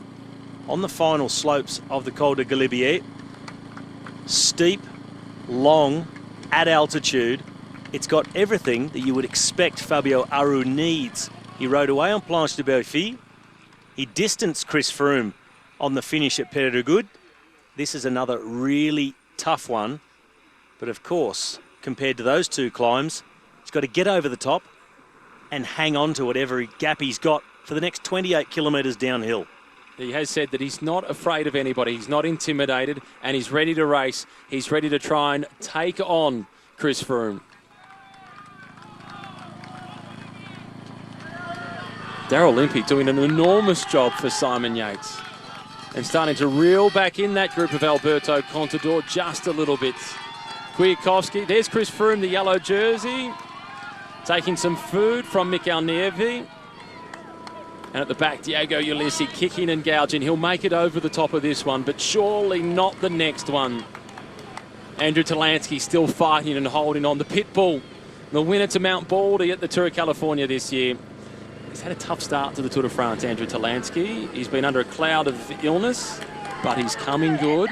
And Rigoberto Uran is still in there, and that's their man for the high mountains today.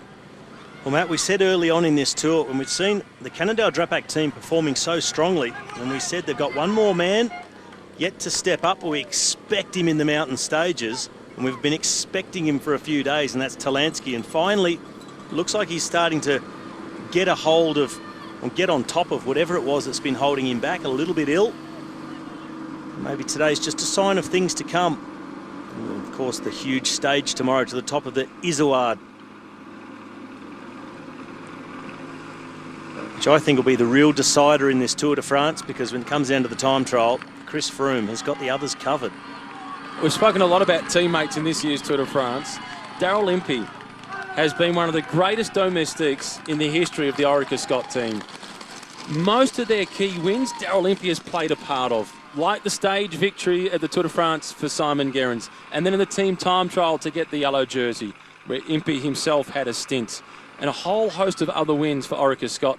Daryl Impey has been a cornerstone of the team on nearly every single occasion. And now we're into the high mountains. There's about 20 riders left surrounding the yellow jersey, and it's Daryl Impey, who often led out the sprint, who was on the front setting the tempo. And this shows exactly why he is so highly valued within the team, because he can do just about everything. Strong time trialist, climbs well, is fast enough to lead out a sprint. And on top of that, he's a great guy, very unselfish. Just a perfect teammate all round. He was one of the last guys signed to the team initially, wasn't he? Because he was without a contract the back end of the season, heading in towards the first year of Orica Scott back in 2012. I'm pretty sure he was one of the guys that was on the fringe, and they got him relatively cheap. I hope his salary has increased significantly since. It should have. Well, knowing how generous Jerry Ryan is, I'm sure that Shane Bannon got the go-ahead to increase it, because he has been super valuable for the team. As the riders come through Valois. This little descent after the Telegraph through the village. It's not so much a descent as a little bit of downhill. And they're charging through the village, and it's Bauke Mollema who is still at the front. Roglic looks composed. He looks really good. He had that little tumble earlier on, a fall as they approached the first climb of the day, the Col de Oron, but now they've gotten further through into the stage, and he's comfortable. He's found his rhythm. 17.7 kilometres worth of climbing. They're onto the Col de Glibier. And Matt, there was a monument that was put there in the late 1920s for Henri de Grange. So we go to 2,642 metres in altitude, and look at the size of this group. Kwiatkowski, Nievi, Landa, Froome, Aru, Bardet is there with Villemos. And now Galopin has lost contact. That's the second group trying to chase down Contador, Roglic and Pals. It looks like there's been a big acceleration from that chase group to try and cross that gap. As we look up the road, they're still not there. This is Brice Fayou, Amel Monard, Bauke Mollema back in this group, Cyril Gauthier, Darwin Atapuma, Navarro, and on the front, Andre Sink from the Bahrain Merida team. But in front, in a rhythm now, Serge Pauls, number 96 from Dimension Data. Alberto Contador, number 31, and here at the back, 166 from Lotto NL Jumbo. That is Primož Roglic, the Slovenian former ski jump champion of the world, junior. Now going the opposite direction, up the hills. Still goes downhill pretty well also. This is Brice Fayou now slipping out the back. Bauke Mollema, after all the work that he's done, this is perfectly understandable, but he's got one stage win for himself and for the team and for his son who is watching at home. Roglic now, he increasing the tempo. He doesn't want any passengers. Serge Pauls fights to stay in contact. The Slovenian is motoring, still on the big chainring out in front. Looks over the shoulder, just trying to wind the others into the red zone. Now, Serge Pauls will never respond with a big acceleration to close the gap immediately. He'll stay in his rhythm and slowly but surely wind it up like a diesel. Bauke Mollema, he is now letting go of that group. Understandable, he's done so much work. So Mollema, he's now hoping that Alberto Contador can round off the teamwork that's been done by Pantano and himself. Monard now dropped. Atapuma is the rider who is going forward. The Colombian climber from UAE searching for a stage win. And it's acceleration. That put Contador under pressure. Serge Pals, Primož Roglic, Alberto Contador, Darwin Atapuma, and the Swiss climber Matthias Frank returns to the lead group. This is Mikhail Kwiatkowski, followed by Nieve, Landa and Froome. 4 riders in the group from Team Sky. Aru is there on his own for Astana. 2 men in the group for AG2R. Villimos, the domestique supporting Bardet, as Dan Martin makes a move.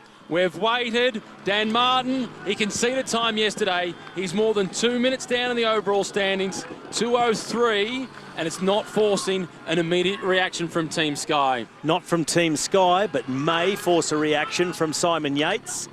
They are tied together effectively on the overall. Martin and Yates. Yates in front, 2:02 behind Dan Martin, just 1 second behind him on GC. Roglic now, he goes alone. Time to shake and bake for Roglic. He's been persistent, continually trying to get himself off the front, and now again Contador is looking for others to do the work, and Serge Pals obliges. Matthias Frank falls off the back once again. Primož Roglic trying to get into that time trial mode that took him to 3rd this year at the Tour of Romandy. Alberto has been a large focus of the camera work throughout today's stage, as he struggles to stay behind the Belgian climber Serge Pals. And now Roglic cannot afford to look back. Now's not the moment. The Slovenian needs to really go on with it. Still a long way to the top. 6.2 kilometres to the top of the Galibier. So with 6 kilometres to go, he is roughly at an altitude of 2,100 metres. And we said from 2,000, that's where it starts to kick in. You feel the difference in the air, not as much oxygen. Dan Martin, he is getting a good little gap over the rest of the group of favourites. And it's still Kwiatkowski who's at the front. And a few are starting to lose contact at the back. Caruso is under pressure, so too is Villimos. And Louis Meintjes has moved forward. He slotted himself in front of Warren Barguil. That's a good move. And the gap starting to close to the front of the race. Dan Martin not given too much ground at this point. There goes Kwiatkowski, swings off. You could see the body language, the shoulders almost up to his ears as he was setting the pace. Still Mikhail Landa there to support Chris Froome in the yellow jersey. And in fact, this is Nieve. It's not. It's Nieve. So it's Kwiatkowski who's still setting the tempo. Nieve is trying to hold on. Dan Martin going forward. To quote Romain Bardet from just a couple of days ago, he said, "I really appreciate Dan Martin. He doesn't ask any questions. He just goes." And Chris Froome just taking a look behind thinking, well, where has Nieve gone? That is a big surprise to see the Spaniard dropped at this point. But strange things happen at altitude. We're up over 2,000 now. Rigoberto Urán, he spent plenty of his life at these elevations. I wonder if he's got something up his sleeve. Well, Dan, this is Atapuma. The chaser. Drop the plural. It's Darwin going through the process of elimination.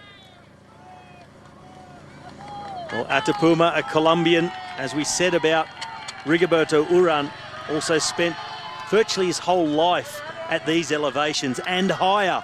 And as we go through the 2,300 metre mark above sea level, this is where it just doesn't feel much different to Darwin Atapuma. He's mounted the chase. Still a big gap to cross, but in terms of metres, it's less than 300. It's not a lot in terms of metres, but it is time. Time is more important than distance, particularly on a climb like this. Here's Warren Barguil, the man who started the day in 12th position overall, and understandably absolutely no reaction whatsoever from Chris Froome or Mikhail Landa. But with riders at the... Now goes Bardet. Bardet makes his move. Chris Froome is forced to respond. Rigoberto Uran gets into the wheel of the yellow jersey. And as yet, no Aru. The gap has opened. Fabio Aru just going past Dan Martin. No, in the wheel. Aru not able to directly respond. Dan Martin is the man who can recross the gap. Behind him is Landa. Still no Fabio Aru. This is the move by Romain Bardet. Froome saw it straight away, went for the gears and tried to pick up the wheel of the Frenchman. He's done so. And for Romain Bardet, at this point at least, he's riding himself up to second position. He's distancing number 51, the Italian champion. Fabio Aru is under some serious pressure. Aru really struggling. Menkes looking back, but he just sees the white jersey. Yates needs to mark Menkes. At the moment, he's not worried about his overall classification, just protecting that young rider's prize as Bardet swings over. Chris Froome behind. Aru also up there. Caruso, Dan Martin and Mikel Landa, who takes the inside line and back on the front. Settles things down for Chris Froome. Mikel Landa assumes control of the yellow jersey group. The rider from BMC that is just holding on to the back, that's Emile Monard, who's just been picked up from that leading group. There he is, number 45. This is Warren Barguil. And you can see the blood streaming down from his knee. And Bardet. again, it's Bardet who goes. He puts another card on the table, and Froome has the answer. But Aru is under serious pressure and is losing ground.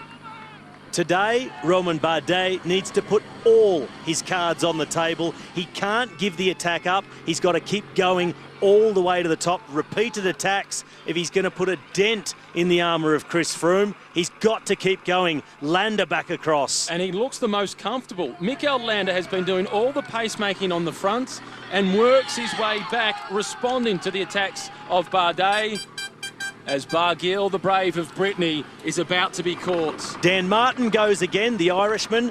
He was off the front, big accelerations behind him. He then responded, now one of his own. And Chris Froome, he now covers. Small gear from the Englishman, the Kenyan in yellow. Back across to the wheel of Martin. Barguil, he's brought back into the fold. The back, Mikel Landa, just a length off, out of the saddle.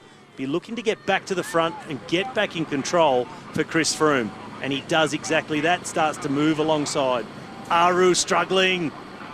Fighting on, the Italian champion. Louis Menkes is sticking with him. Is Simon Yates? We can't quite see. Yes, he is. Here's Dan Martin. He's fighting to improve his position overall. He wants to take advantage of a fallible Fabio Aru. Martin.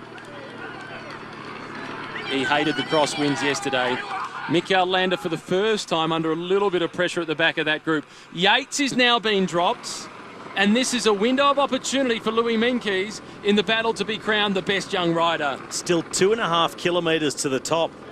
That's something like 7 or 8 minutes of climbing yet to go. That's for the leaders. That is for the leaders as well, so another 2.5 minutes on top of that for these riders, and they're about to approach the steepest part of this climb and the highest, making it more difficult as well. Altitude up to 2642. And Fabio Aru joins, and Dan Martin goes for a third time. Off to the well again for Dan Martin. Perfectly timed. As soon as Chris Froome swung off to the right, Dan Martin punched it straight ahead, and the damage again, Aru just got back, bounced straight back out of the group. And Dan Martin, he just needs to keep this one going right the way to the top, try and distance Aru. If they can all work together on the descent, could do some massive damage to the Italian champion's GC chances. For Dan Martin at this point, he's got a chance to go over Yates and Aru if he can drive it home. Virtually, he's already over Yates. He was just 1 second behind him on GC. Indeed he is. He's this is ahead the of road Yates. to the top of the Galibier. And Uran this time. It's Rigoberto who hasn't waited for Chris Froome. Serge Pauls has now been caught. There's some traffic to contend with. The gaps are opening up a little bit further back. Froome can respond. He can. Has Rigoberto got anything to throw into the mix? He's fighting with everything he's got, so too is Dan Martin. And whatever Dan Martin's got, it's enough. He's back into the wheels. Please don't let the crowd be an influencer on the result. Here's the top. Primož Roglic over the top of the high point of this year's Tour de France, the Col de Colombier and the Souvenir Henri de Grange. The former ski jump junior world champion now has to float down to the valley. And points in the battle for the polka dots. It is the brave Barguil who fights. Don't look over your shoulder now, Warren. You won't like it. Uran now goes to the front. Chris Froome, Dan Martin, Landa. Romain Bardet, and of course Landa. He's been looking the most comfortable of the whole group. Aru is still coming back. Aru, never say die. Barguil fights on. He wants the points, but Bardet goes again. He tries, but this time no gap opened up. Not enough for Bardet. Each attack has less and less venom. All of these riders riding themselves to exhaustion. And Fabio Aru, he is almost exhausted. Second overall. He's not challenging yellow. He's fighting to defend his position. But remember what happened to George Bennett when he got gapped ever so slightly? This is Matthias Frank now. He's got the job to support Romain Bardet if he can. Barguil for points for the King of the Mountains. Well, Barguil made his attack. Contador. He wants to catch Contador for the points. Not going to quite get there by the looks of things. Grabs a bidon. Contador pushing on. He will be reabsorbed by this group. Will there be another attack by Bardet before the top? Here's Atapuma. Second over the top for Darwin Atapuma, as this really has been a stage which defines the survival of the fittest. Contador caught. Third at the top, Barguil the brave with blood on his knee. What a performance by Barguil and Fabio Aru. He is in danger, along with Louis Meintjes, of never seeing this group again. The deficit is going to be around 18 seconds over the top. This could turn in to more than a minute. 28 kilometres to go. Primož Roglic, the Slovenian, former ski jumper, knows a thing or two about downhill, and he's a time trialist. I don't see him being caught, but I do see the rest coming back together, but without Fabio Aru. You know this descent. It's technical early, and then it's like a motorway at the end. What are your expectations for Roglic and Fabio Aru? Roglic has time up his sleeve. He has to be safe and quick. Aru needs to take risks in the corners. He needs to close every metre he can while he can before the road straightens out, because once it does, power in numbers, he will not close the gap anymore. And he's sprinting out of every corner. He knows what's at stake. He said he doesn't know the climbs that well, only by reputation, but those in the team car know them like the back of their hand, and they'll be screaming instructions. Risks on this descent are multiplied by the cliff face and then the gap over the other side. Barguil attacking along with Bardet on the way down. They've caught Atapuma. 1 minute 38 to Primož Roglic. He knows he's got a gap. He can play relatively safe. It's going to be near on impossible to lose that amount of time. He doesn't have to take the big risks. Stay safe, stay upright. The margin for error at this point for Barguil and Bardet, 0. They are flirting with real danger as they charge down the Galibier. Froome right there, but a few lengths off the wheel of Bardet, just gauging the corners, giving him a little bit of room. Contador and Dan Martin is losing ground as well. Aru just coming through the background, and there's, it was Landa coming through, and Aru just entering that hairpin. He's closing the gap, but he's got to do it fast.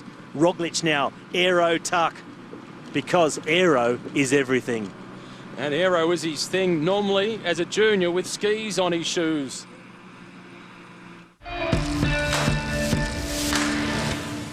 Validate your ticket, get on board the Aru train, trying to return to the yellow jersey group. Roglic, they're brave spectators. And Roglic really not giving anything away in terms of time. And the further we get down this descent, the less technical it gets, the more open it gets. You'll be able to pedal, see every corner, a lot of aero tuck. He could almost freewheel his way to victory over the final 20 kilometres. Looking forward to when we see these spectators again. I wouldn't be too keen on standing at the exit point of the corner. Well, I hope not. I got my fingers crossed, but they might be needed to catch somebody with the intensity they're racing down this descent. Uran through this bend first. Bardet, Froome, Barguil. There's the gap, Yates 1.5 group. kilometres on the road between yellow jersey and the leader. Yates is a long way down. He's a kilometre behind the Froome group. He's losing a big chunk of time, Simon Yates. He's about 40 seconds behind Aru and Menkes at the moment. Primoz Roglic unaware and not too bothered about what's happening between the favourites. But it's not He's changing. just pushing on and not losing any time. It's been fluctuating between 128 and 130 the whole way down. These riders are together, and although they're pedalling, they're not pushing 100% because they don't want to be taken advantage of. Roglic, he's 100% for himself. And Aru has almost returned to the yellow jersey group. He's got them within his sights. It's because they're not giving it everything together. If they were, they'd be distancing Aru and pulling back Primoz Roglic.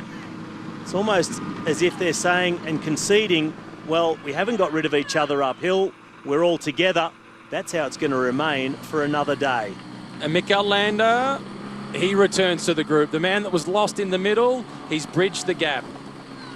The man that started the day in 5th place in the overall standings and holds on to 5th position on the road for the moment. Menkes, number 61, second in the battle for the best young riders classification. Couple more riders in between them and that group. So riders who have been dropped. That's a Puma and Serge Pals. And perhaps Matthias Frank from AG2R Le Mondial. So that's the first group they could see, but they're almost back onto the yellow jersey group as well, as this man is still solo, 127. So virtually nothing has been lost of his lead over the top. Maybe a second or 8, if that. Roglic, the Slovenian, great time trialist. Didn't expect him to lose anything downhill either, as Aru is getting back on the back of a group. At a Puma, Contador, Matthias Frank. They're not far off this group. This is the group he needs. Barguil looks back to check the whereabouts of that group. Now, I wonder whether number 6, Mikel Landa, given that he wants a spot on the podium, will do the chase, because you can see Dan Martin in blue. He's at the front of this group. They've still got a lot of work to do to cross that gap. They're 125 metres behind, really not far off. I do expect them to get back. Dan Martin pushing it to try and come back. I think all the favourites, bar Yates, are going to come back together. For Yates, it's going in the wrong direction. For Aru, it's in the right direction. Roglic's team director in the car has to be saying to him, relax, risk-free, aero tuck, pedal when you need to, nice and smooth through the corners, because you've got this. This is the Froome group. He's at the front in yellow, followed by Warren Barguil, then Romain Bardet, Rigoberto Uran, and the composed-looking Mikel Landa. He's done an outstanding job today, Mikel Landa. And this is the chase. This is the group containing Fabio Aru, and he has not hesitated for a moment. As soon as Fabio Aru has made contact with the Dan Martin group, straight to the front. Still 128. And I think he'll just about maintain that sort of gap all the way through to the finish. The only part he's going to lose is when he sits up to celebrate an incredible victory through the Alps. Downhill effectively until the last 500 metres of As I today's said, stage. he could just about freewheel all his way to victory over the last 20 kilometres. Choosing to pedal while sitting on the top tube, I don't think it's totally necessary at 76 kilometres an hour. And Lotto in El Jumbo. They've had the near misses referred to earlier on with Robert Gesink and Dylan Groenewegen. The disappointment yesterday, the Kiwi George Bennett having to abandon the race with illness, but now they get more potentially than a consolation prize. This is a big win if they can snatch this stage. Big turn by Rigoberto Uran on the front. Barguil, Froome, Bardet. Uran wants to distance Fabio Aru. He wants to move up a spot in the overall standings. Well, Menkes also now has a teammate in Darwin Atapuma. He can try and help with the chase back on. Alberto Contador tried, didn't get there. Dan Martin tried on the way up, but he gets caught out on the way down, just as he got caught out in the crosswind yesterday. Warren Barguil working his way into the top 10 in the overall standings for his best ever performance in the Tour de France, his third participation on the back of a fractured pelvis in May. It's something else from Warren Barguil. The chase with Fabio Aru right on the tip of the saddle. Next in line is Louis Menkes. He's also at the tip of the saddle. Diamond Dan doing the same. And now as the barricades come out and they've got the sponsors advertising on them, he knows he's close to home. Just outside the kilometre there, it is looming in front of him. He come under the kilometre to go and he'll almost be able to see the last corner.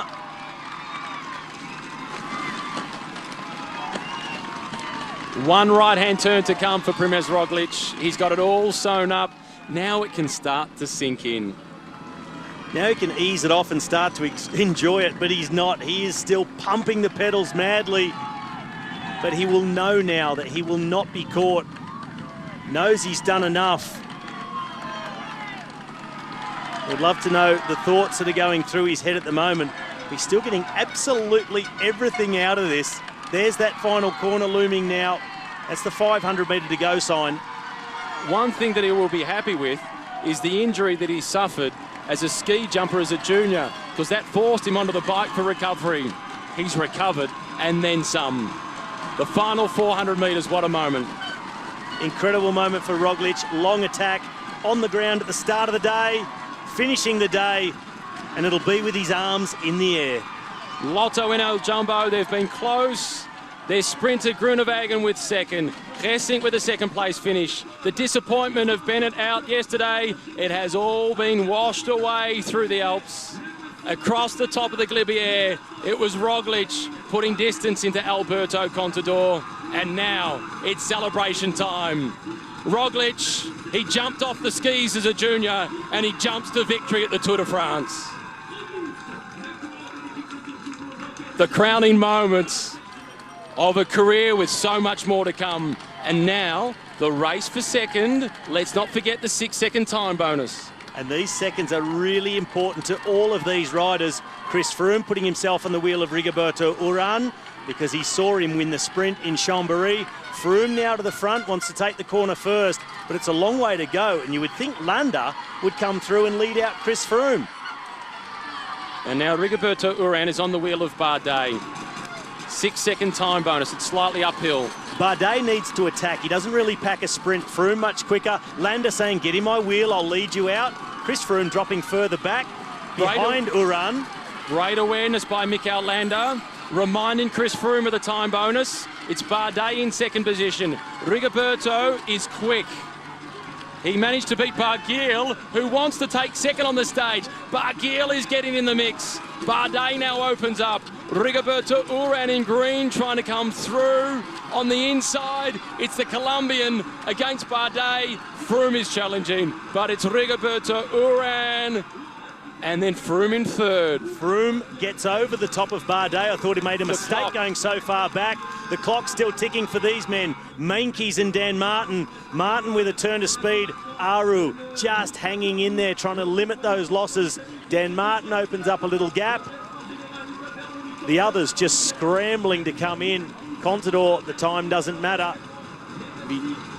Dan Martin will get a little gap over the rest of these guys here across the line. And Alberto Contador, Louis Menkes, Fabio Aru, Matthias Frank. Aru will slip from second to fourth. And now Yates, he started the day with a 3-minute 58-second buffer on Menkes in the battle for the best young rider classification. He's conceding some time. Perhaps a minute by the time he arrives. He's got Serge Pauls for company, who's been in the break all day long. Another solid performance by Serge Pauls today, but still a stage victory at the Tour is missing. Just eluding him. Yates will give up a place to Dan Martin. He'll drop from 6th to 7th. Give up some valuable time to Louis Meintjes. Held almost a 4-minute lead over him. 3 minutes 58. And give up about a minute of that today. And then what price does he pay tomorrow? He's on his hands and knees today. And tomorrow, arguably, will be even more difficult with the mountaintop finish. That's the big question. Even Sergio Pols has ridden Simon Yates out of the wheel on the little rise up to the finish here. So Yates really crumpled at the end of this stage. And the day to the Izoard tomorrow, that is still an opportunity for Meintjes to attack and pull the white jersey off the back of Yates. But Yates still has the time trial up his sleeve on Saturday.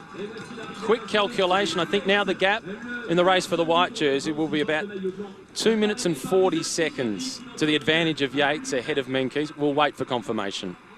Well, Primož Roglic, 1 minute and 13 ahead of Rigoberto Urán, and Froome confirmed in third with a small time bonus.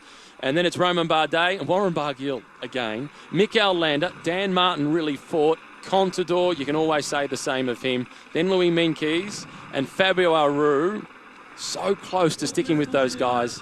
It was just the last few hundred metres on the Galibier. Here's a look at the sprint. Barguil still getting into it. Froome really flirting with danger, put himself right to the back of the group. And I thought he was going to get himself boxed in and gave himself a lot of work to do because Bardet's not slow and he's just managed to squeak past him, 3/4 of a wheel. I would have thought it'd been a much better idea just to take the wheel of Landa, take the lead out and just go from the front. There's little changes in direction through that final 200 metres. But he got there, got the time bonus, but look at how tight it is at the top. 4 riders still within a minute. Landa still with hopes of a podium. And at the moment, Urán and Bardet equal second, separated by just hundredths of seconds. And Contador back into the top 10 and Barguil for the first time into the top 10. Nice.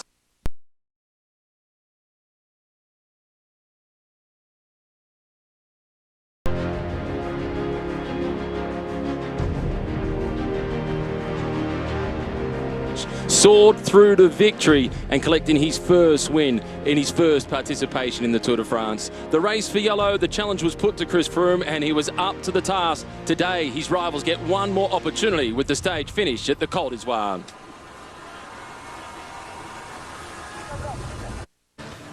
This is the beautiful city of Briançon hosting the start of stage 18.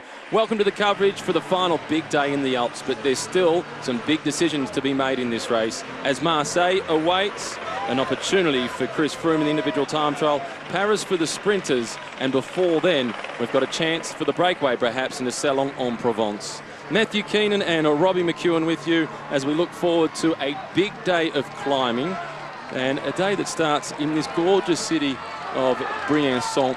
The peloton making their way through to the start line, minus a couple of the riders from yesterday following the abandonment of Marcel Kittel, which is a great disappointment, not just for Marcel Kittel and his legion of fans. Even Michael Matthews, who has assumed the lead in the race for the green jersey, has said, this is not the way. I wanted to take the green jersey, but Michael Matthews is a deserving wearer of the green jersey. The reason he's still in the race and didn't get involved in the crash is he was on the front attacking and avoiding any of the damage. Welcome to Robbie McEwen as we get set for a big stage, Robbie. Good afternoon, Matthew. It's going to be pretty interesting at the end to see if the other climbers, GC contenders, can put any time into Chris Froome, because at the moment, every opportunity they've had, they've missed, and he's been better and put time into them. Extended his lead yesterday. Now, unable to really put him under pressure. But going back to Michael Matthews, a very deserving wearer of the jersey.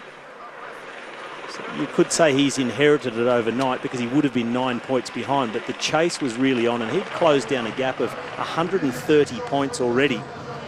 But a nice show of respect from Michael Matthews today is, of course, he's wearing the green jersey, but he hasn't gone the whole hog. He's not starting on a green bike. We shared the hotel last night with both the Sunweb team and Lotto NL Jumbo, so two of the big winners from yesterday. And I spoke to Michael Matthews and to Luke Roberts, the team director, and they said, no, just green jersey, that's it for the moment. For the moment. And I expect tomorrow to see him looking a little bit more like Kermit the Frog A little more green tomorrow, perhaps. A lot more is the word on the street. Very green in Paris. The mechanics are busy getting everything prepared. Here's the countdown. They roll out from Briançon. The weather already is vastly different from what we saw this morning. It was raining, pants were on, rain jackets were out. And there were some upside down smiles, you could say. A few frowns amongst the riders when they woke up. And even myself, I woke up and looked out the window and thought, oh no, it's wet. And it's now absolutely radiant. Indeed it is, sir.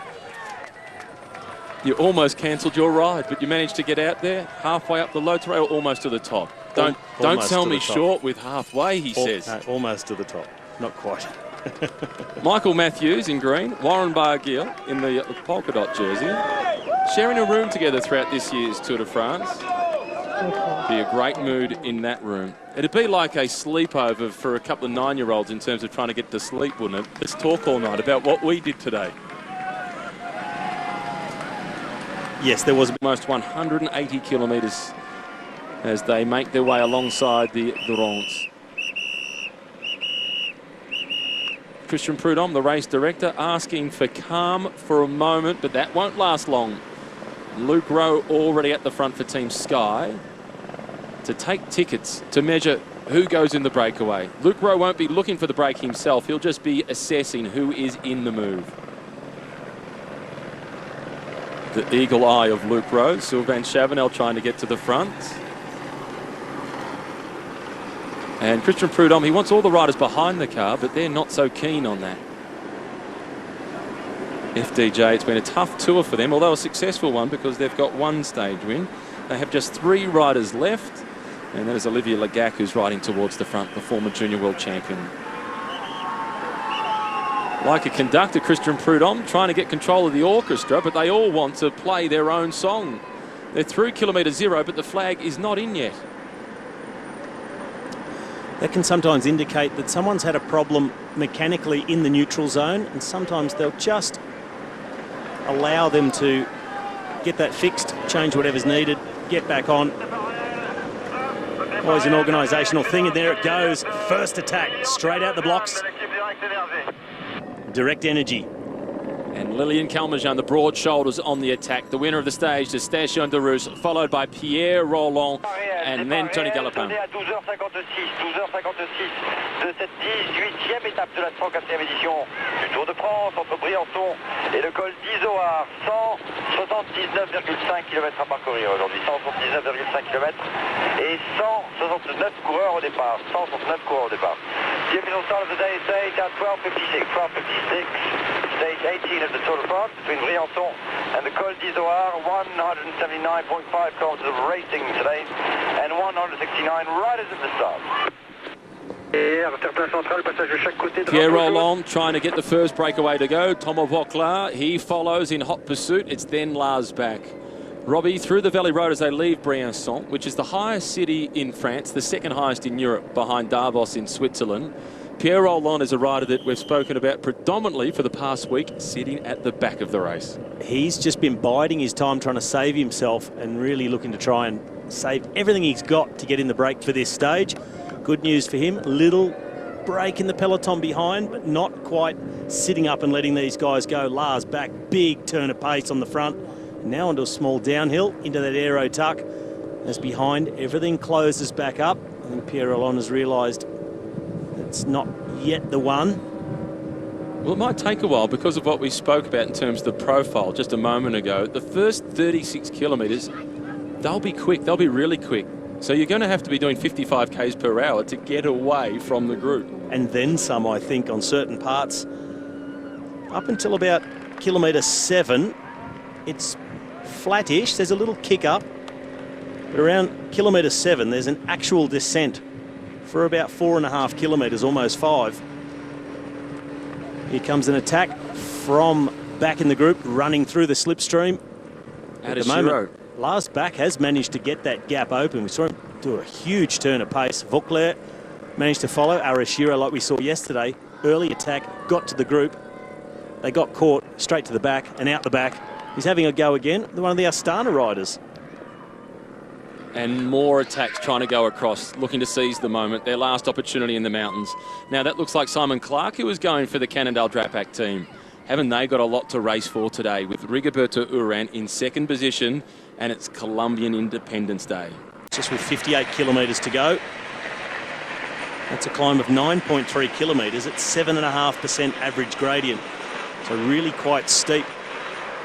It also provides the opportunity to go on the attack, because after the descent, there's about 15 kilometres of drag up a valley before they really get onto the foot of the Izoard. I think it's going to be a near-on impossible task to unsettle Team Sky before the Izoard. And the big attacks are going to have to come on the climb itself, as we see our leading group already out to 1 minute and 44 and working really well together. Great cohesion in the group at the moment. This is Chis Benoot going through the front. Talansky from Cannondale Drapac following him through. You'll see the names flashing by on your screen. Demarchi, Moinard, Roach. In the breakaway yesterday, those riders. Lutsenko from Astana, along with Michael Valgren. Atapuma there again. Christian Durasek is there, along with Ben Swift and Ulissi. The 4 riders from UAE Team Emirates. This is Jan Bakelans. Jaco Venter, the former South African road champion. Through and off. Niels Pollitt from Katusha, also doing his share of the work. These riders down the back getting an opportunity just to ride the slipstream. Galopin, Vauclair, Roman Sicard, the man to the back, 178 from Direct Energy.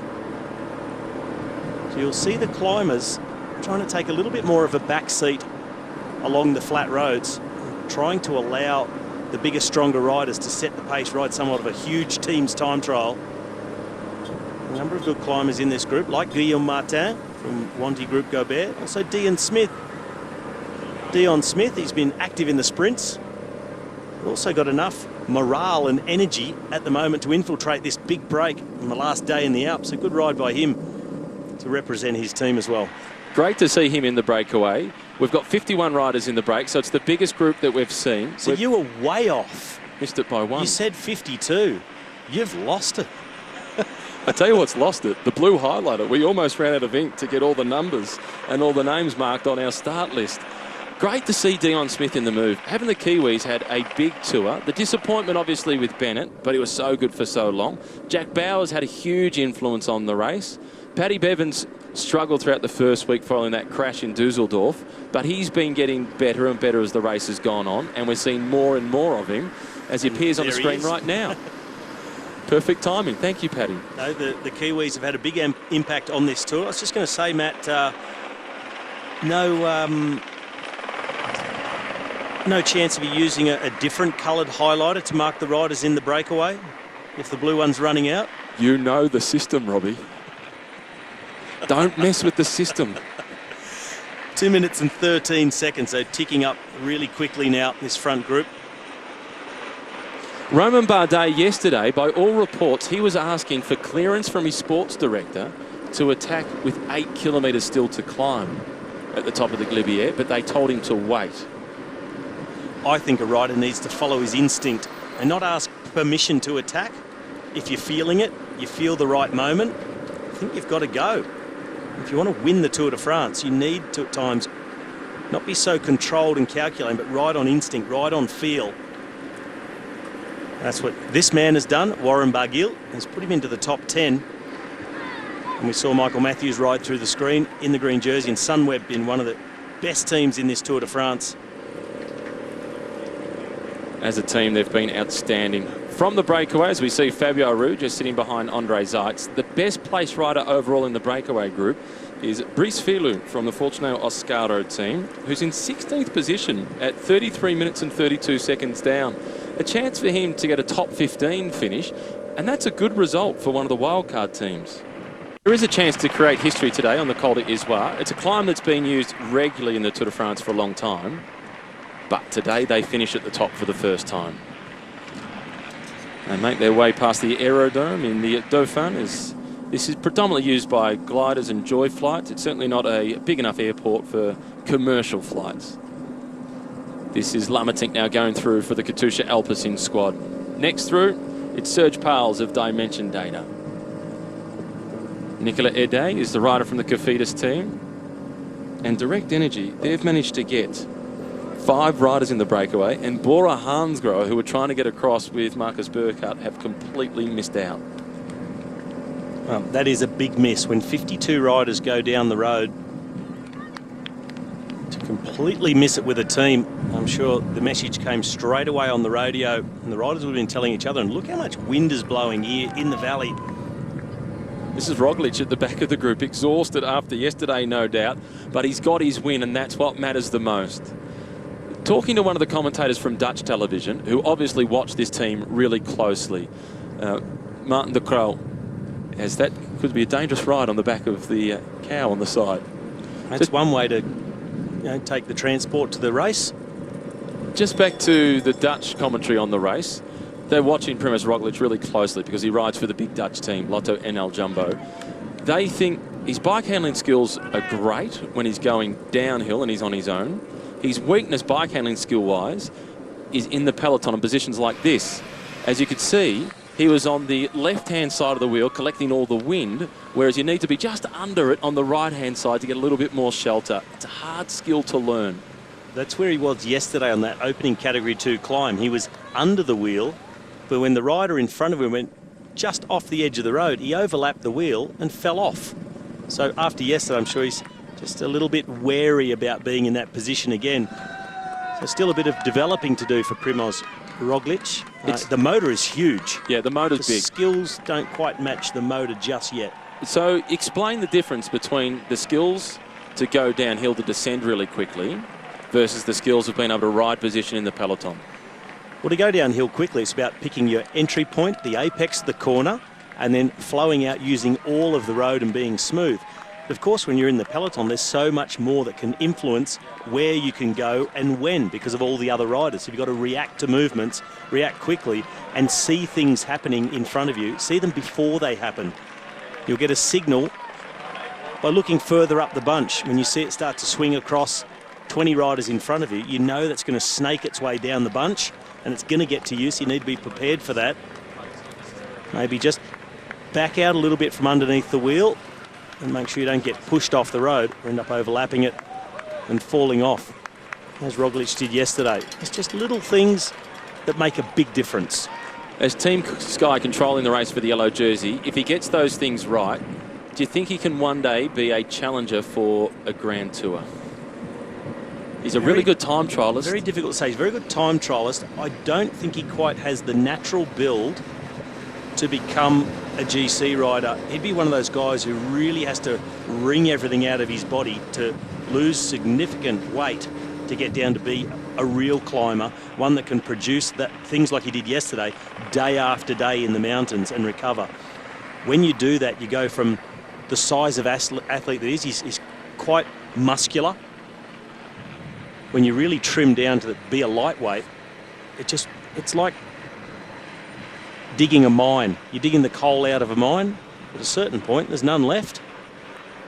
That's what happens to the body too. You just mine everything out of it until you're empty, and you just don't have the energy to compete day after day. I'm not sure it's the best idea for him to try and become a GC rider. At least maybe give it a go for a season or two. It can be a very dangerous thing to do. If you're not naturally built as one of these, let's call them skinny riders, because that's what they are. If you're not naturally skinny, it's much harder to get your body to cooperate and have the energy necessary. Then Froome has got a strong hold on the yellow jersey, looks very comfortable. Mikel Landa is the man who sits just in front of him. And Mikel Landa is in 5th position overall at 1 minute and 24 seconds down. But he's less than a minute away from 2nd place.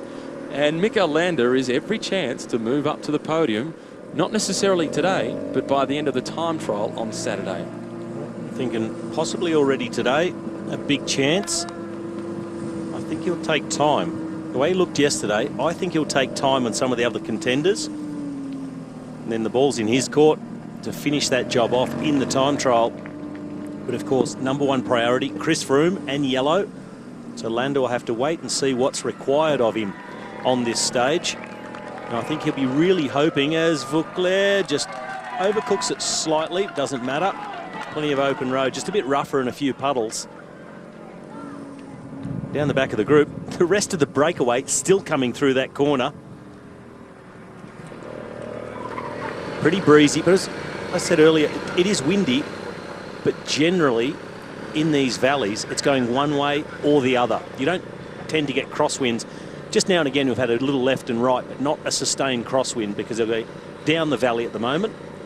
Michael Matthews and Warren Barguil at the back of the peloton. Aren't they spending enough time together? They're on the podium collecting stage wins and jerseys at the end of the day. They share a room together each night throughout this year's tour. Looks like they might have just taken a nature break, and now they've got some support from Albert Timmer to take them back up to the front of the peloton. Michael Matthews, a lot has been made about the fact that he's in green because Marcel Kittel is no longer here. But Michael Matthews is a deserving wearer of the green jersey. Of course. Michael Matthews was at the front attacking at the point that Marcel Kittel was down the back struggling and got caught up in that crash. It's unfortunate. It's poor timing for Marcel Kittel. But Michael Matthews was always in a position where he wasn't going to crash, and he should get full credit for being in green. And he will. He has sort of inherited it for today because he would have been 9 points behind at the end of yesterday had Marcel Kittel managed to stay in the race. I would have loved to have seen the battle between those two. And I spoke to Luke Roberts last night, the team director of Team Sunweb, and he said it, even for him, it seemed like a little bit of an anticlimax because he was planning the next few days and how Sunweb was going to tackle the stages to try and keep taking points for Michael Matthews and try and unseat Marcel Kittel. And one of the tactics was that for tomorrow on the long stage, 222 kilometres to Salon de Provence, that they were just going to ride tempo through the day. And he likened it to everybody sitting around playing cards, all these other teams sitting around playing a relaxed game of cards. And in the final, before the last Cat 3, him and his team were going to walk in and upend the table, go on the chase, attack over the climb, drop Marcel Kittel, pull the brake back for Michael Matthews to score more points. He said, now that's not necessary. And I think if the boys feel up to it, because they've done so much work so far, if they feel up to it, they are free to go in a breakaway. And that's a chance for a guy like Nikias Arndt, who's been riding so well through this Tour de France. And Simon Gesture has got himself in the breakaway today, and he won a mountaintop finish in Praia-Loup 2 years ago. Imagine if they got another stage victory, a fourth stage victory, but with 3 different riders. It's against the odds. I don't think Simon Geschke, with all the work he's done throughout this year's race, supporting Barguil and Matthews, will be capable of winning from that front group. But it's not beyond him. It's not beyond him, but at the moment, that breakaway's only got 4 minutes. Not a lot, is it? After almost 40 kilometres of racing. In today's stage to the Izoard, 180 kilometres. Okay, 33 kilometres down. And the pace of Luke Rowe and Christian Knies is stopping them, just creating a huge gap straight away. Out to 4 minutes, yes. But it doesn't look like they're going to get a 10 or 12 or 15-minute gap or anything like that. And look at the single file line, and this is the peloton. We can tell because it's slightly larger than the breakaway group. Only marginally. How much do you think Chris Froome wants to win the stage today? He has not won a race yet this year, and a stage win would also extend his buffer in the battle for yellow. I think he'd like to if he gets the chance, but I don't think they're going to ride like they did to Peyregoud, where they thought Chris Froome could win the stage and take the bonus, and it blew up in their face. Romain Bardet won the stage. Froome was distance. I don't think he's going to gamble with what he's got. If he can win it, yeah, great. But won't gamble. Happy to wait for the time trial as we look at Le Tour de Guer. We expect to see some high speeds reached today. The next obstacle that they've got for the stage, as we see the picture once again of Nelson Mandela. It was Mandela Day a couple of days ago when it was the Dimension Data team collecting second place for Edvald Boasson-Hagen. This is with the breakaway group, and last year's South African national champion Jaco Venter in the group for the Dimension Data team today. But with him, Steve Cummings and Serge Pales. They're the protected riders from this group. That's why we've seen Jaco Venter going back, getting the bidons, also doing his share of work at the front of this group. Now that's a way to travel.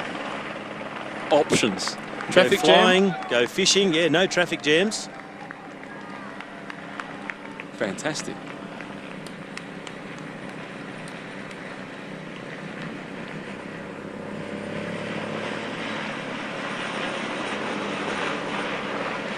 Bridge approaching. Time to lift. Or dip. Or dip, one or the other.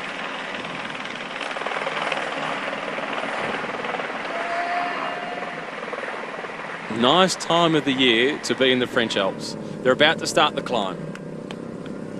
This is the Category 3 climb, 3.9 kilometres as you saw, 5.2% average, and this is the Côte de Demoiselle Coiffée. This is Lilian Calmejean, who sits at the back of the group. He's already had a stage victory. That was the Station de Rousse. That was on stage 8. It seems such a long time ago. It was a brilliant win, and it was Lilian Calmejean who had all the French holding their breath as he cramped with just on 2 kilometres still to race. Spoken about the potential challenges for the yellow jersey of Chris Froome, and with the Cannondale Drapac team having 3 riders in the breakaway, Rigoberto Urán, what does that mean for him? Let's not forget, for Fabio Aru, he's got 4 teammates in this breakaway from Astana. Grivko, Kajetaev, Lutsenko and Valgren. Well, that has been proven to be the best way for them to be able to help Fabio Aru is get up the road, because they're unable to stay with him on the climbs, especially a climb like the Col de Vars, the Category 1. Coming 121 kilometres into the stage, the start of that climb. Possible. Cofidis team with 3 riders in the breakaway. Dimitri Claes, Danny Navarro and the Frenchman Nicolas Erday. Erday has made contact. The last rider called up to the team for Cofidis. He's made his presence felt. He's been in a few breakaways. They're probably wondering, why was he the last guy selected? I think we made a mistake, but I'm glad he's here. Well, maybe coming in with little to no pressure as the last man selected, but he's made his presence felt and been in a number of breaks. And representing the team Cofidis very well. They've come in hoping to score victories with Nasser Bouhanni, and hasn't been all that close, to be honest. But he's still in the race, and there's still 2 chances for him. Although tomorrow, a real outside chance for the sprinters. I think we'll see another big break. As this is in De Gendt almost at the top of the climb. He collects the 2 points. It's then Erday followed by Lilian Calmejean. But the group has responded pretty quickly. Is anybody prepared to go on with it? That's Pierre Rolland in the green colours of Cannondale Drapac, who's the next across the top. Well, they don't get a descent straight away either. They stay up on top of the little plateau for 3 or 4.5 kilometres before they get the descent. So the chase is not over yet. They don't just get to try and freewheel onto them by just taking a few risks in the downhill. Steve Cummings on the back of the group, just behind Arashiro. The back of the group for Direct Energy, having tried to get in that little split earlier on that included his teammate Sylvain Chavanel. 500 metres to the sprint. Thomas De Gendt, my pick. That's why he's trying to accelerate away from the group and take it. And he's just going to go from the front like you've seen him do so many times. Dion Smith is the rider that sits behind him. Sonny Colbrelli is in 3rd position. And he'll want it. He'll want it. Galopin was there amongst it as well. Fighting for a position in the race for the green jersey. Sonny Colbrelli today in 4th position. And if he can pick up points here, he'll move to 3rd place ahead of Alexander Kristoff, collecting 20 points. Sonny Colbrelli does it convincingly. Oh, yes, he wants it. So he's in 3rd position. And that's why Galopin was in there trying to contest it with him to protect the spot in 3rd place of Andre Greipel. Oh, good little gain for Colbrelli. It's way above that group riding through the valley, La Tour de Miolan. Which was built in the 16th century, the bell tower that overlooks the village and the town of the same name. And it used to be part of a church that did survive at the top of this little hill for a while. That was the church of Saint-Julien, which has since disappeared. And this tower has been listed as a historical monument since 1944. group. And look at the gradients. Blue at the bottom starts easier, red a little bit steeper, a slight break in the middle, little flat section right in the middle of the climb just before halfway. But then look at that long section, 2 kilometres. And Marco Mercado, as soon as they've hit the bottom, job done for UAE, he slips out the back. So you see the steepest section just after halfway on the climb. Grivko now for Astana. His work also done for the day. Done what he can for the rest of the teammates. And you'll see if he can be of any use whatsoever to Fabio Aru. And the best thing you may be able to do is just have a fresh bidon with him to hand off on the climb. I don't imagine he'll be able to have the pace to really do anything worthwhile. Ben Swift now at the front, followed then by Jürgen Roelandts. Well, Swift and Roelandts, they know they've got good climbers from their teams in this group. Got to keep pushing on and maintain the gap they've now built up to the rest of the group they're left behind, which is now over 30 seconds, because you see the officials' car, and maybe now just coming under 30, because I don't know if they're looking to try and maybe pass the group, but it will be around the 30-second mark, the difference between the two groups. This 9-kilometre climb of the Col de Vars, and the gap 7 minutes and 8 seconds.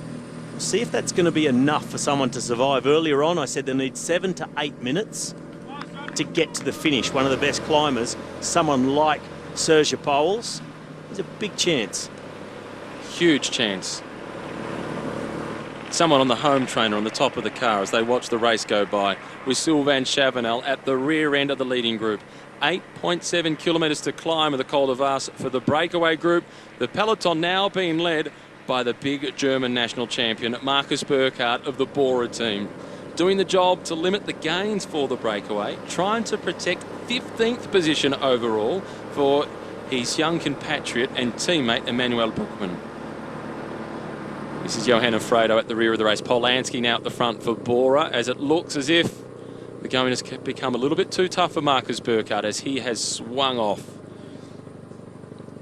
Polanski, he was brought on the team for this sort of situation, but he expected to be doing it for his fellow Polish climber. Unfortunately, he's no longer in the race. Rafael Majka, another one of the riders to crash out heavily in this year's tour. And now the Quick Step team, the blue colours, the teammates of Dan Martin, they're trying to move Dan to the front to make sure he doesn't get caught out of position at the base of the climb. Tough day at the back. This is Johan Alfredo fighting today purely for his survival. To him. Really enjoying himself. That was Gregor Boll that he was riding alongside. Another one of the Slovenians in the race.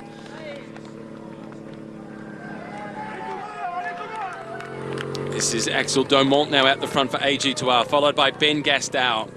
It's then Matthias Frank and Olivier Naesen, the Belgium national champion. Wasn't he recruited for the flats? He's been pretty handy in the climbs so far in this tour. Lutsenko now on the attack over the top. This won't just be for the points. He's a good descender, Lutsenko. He's got very good bike handling skills. Collects 10 points in the race for the King of the Mountains classification as he goes across the top of the Col de Vars in first position. Looks like it was for the points. It seems just for the points. Quite strange. Take a bidon from the Soigneur. Such a sprint. He's not up there for the King of the Mountains competition. In fact, he's in 55th position with 1 point until now. He now moves to 11 points, which moves him up to 21st place in the race for the King of the Mountains. He's increased his total by 1,000%. This is Michael Matthews, and he will just ride his way to the finish. Just make sure he gets there. Another visit to the podium for him, and a new green jersey for tomorrow. AG2R, in the meantime, setting the pace on the front. This is at the rear end of the breakaway group, and two experienced Frenchmen, the green of Pierre Rolland, and just behind him Sylvain Chavanel, men who have won multiple stages in the tour. The 64 at the rear of the group, that was Christian Jurasek, who's done a lot of the pacemaking, hoping that Atapuma can get the stage victory. They've given up a pretty decent gap to the group of Lutsenko and Atapuma, along with Benoit. This is at the back of the race. Riders who are getting dropped. Now with the increase of the tempo that's been set by AG2R, and that was Pierre Latour, who for a long time was in third position in the race for the white jersey. His young legs are really crumbling. Tony Martin, Greg Van Avermaet, Koen de Kort. Work our way forward, the process of elimination. Andre Amador from Movistar also under pressure. And that was Timo Ruzen from Lotto NL Jumbo. They have to take the race on AG2R Le Mondial. They have to take a risk. And I think they've realised they need to make it hard. That's where Romain Bardet has been at his best, when it's been a long, hard stage, a long time at high intensity, like the day to Peyregoud in the Pyrenees. That was the day that he won. It was 214 kilometres. It was super tough, and Froome finally at the end was a little vulnerable. They need to make it hard. They can't afford to wait just to the last climb. They've got to raise the stakes a little bit, get going a little bit earlier.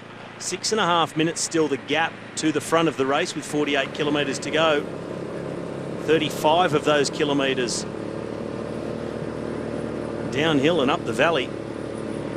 Lilian Calmejaan out of the saddle as we focus momentarily on Esteban Chaves, number 81 from the Orica Scott team. And Calmejaan today was in the original breakaway. So you can see how quickly that leading group can be reeled back in once the climbers really start. Yellow jersey Chris Froome, followed then by the Colombian champion Sergio Henao. But look at Mikel Landa with the glasses on his head, the jersey slightly undone from Team Sky. He looks the most comfortable in the race at this point. Always looks relaxed. The only time you can tell he's under pressure is when it starts to look like his eyes are rolling back in his head. And the thing about that is, that's what a great white shark does when it's attacking too. Still 40.5 kilometres per hour, the average speed on today's stage. It will be a lot slower by the time they reach the finish line because there is an enormous amount of climbing. Izoard, the final destination for today's stage. You too can do it as Matteo Bono tries to cross the gap and stay in contact. Kwiatkowski on the right-hand side of the screen. Can he make it look any easier at this point? Well, so much work yesterday, and who we're missing at the moment, Mikel Nieve, or is he behind Chris Froome? I think he is. He is. Because he was just next to him before when they were delving into the musettes, the feed bags. Aero tuck downhill for Lutsenko. And Kwiatkowski, he wants to be closer to the front for the descent. Sergio now in his wheel. And they'll be very wary of AG2R being at the front when they're about to hit a downhill. Because every time they have been in this tour, it's been on. Across the top, Oliver Naesen still leads the charge. Bono, Matteo Pantano. He's made contact once again. He breathes a sigh of relief. He gets a bitten. Now buckle up. Back to the front of the race. This is Atapuma, and there's someone Galopan's off the gone front. forward. Galopan. That tells us that the descent has got some technical twists and turns to it, which plays to the favour of AG2R Le Mondial. This is a strong attack by Galopin, leaving behind Lutsenko. Strong man himself, really good on the flats. And Galopin, I know for a fact he spent some time up around here in the lead up to the tour on training camp. And a lot of training in the Alps. And I'm sure this is one of the stages. He went and had a look at the climbs, and in particular the descents as well. And Galopin, he's been close in this race already. Third on the stage to Le Puy-en-Velay, behind Bauke Mollema and Diego Ulissi. And then in the sprint finish on the following stage after the rest day, he finished in 7th position. Just behind Greg van Avermaet in the stage that Michael Matthews won ahead of Wassenhagen and John Degenkolb in Romans-sur-Isère. So Galopin really coming into form this last week of the race, and it started so badly for him. In fact, after crashing on the opening day in Dusseldorf, his ankle and foot swelled up so badly he could hardly get his cycling shoe on. Talk a lot about style and who looks good and who doesn't look good. Tony Galopin looks really good. I mean, what a contrast to the first week. We often saw him at the back of the peloton, nearly bumps himself up and out of the seat over that speed hump. On the pedals, slightly uphill, little drag here. Struggled through the first week just to hang on to the peloton and finish. And now back into the tour, off the front, searching for a stage win. The gap, 9 seconds to the 3 that he left on this descent. Lutsenko, Atapuma and Sicard. For the first week, it was survival for Tony Galopin. Now he's racing for a stage victory. 7 seconds, 6 seconds to 3 riders chasing him. Then the next group, which is rather large at 41 seconds, as Oliver Naesen is drilling it on the descents. So 2 Colombians in the original breakaway group. Betancourt still with the second part of that breakaway. Atapuma is out in front. Jürgen Roelands was still in that group too, just behind Steve Cummings. Just shows the pace hasn't really been on. The best climbers in that group should easily have ridden away from Jürgen Roelands, or a sprinter and classic style rider for the flat cobble classics. Look at how much dropped and came back though. Look at how much distance Atapuma is giving that group on the descent. He's cautious. He's cautious, not letting it get away from him. He really has to chase the gap. It's also forcing the others to keep swinging in, and he gets a good gauge of the corners by watching all the rest. So nice lines. Cautious but smart. I think he's being clever. Just look at it now, how hard he's working just to maintain that little gap, little sort of sprint out of the corner. Lutsenko was doing the buckle up on his shoe, just making it a little bit tighter.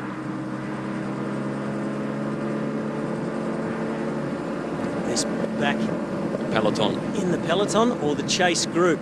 It looked like Oliver Naesen at the front. I think that was an aerial shot of the peloton. It is indeed. Here he is, the Belgian champion. AG2R Le Mondial, full credit to them. They have tried to take it up to Team Sky. This is another attempt. Bardet is still optimistic. Well, they're coming onto that plateau section of the descent at the moment. So AG2R, I wonder if they'll just continue to work across this plateau and give everyone a really free ride.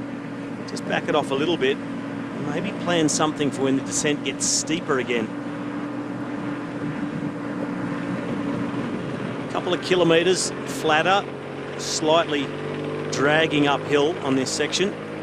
Got the wind behind them across here.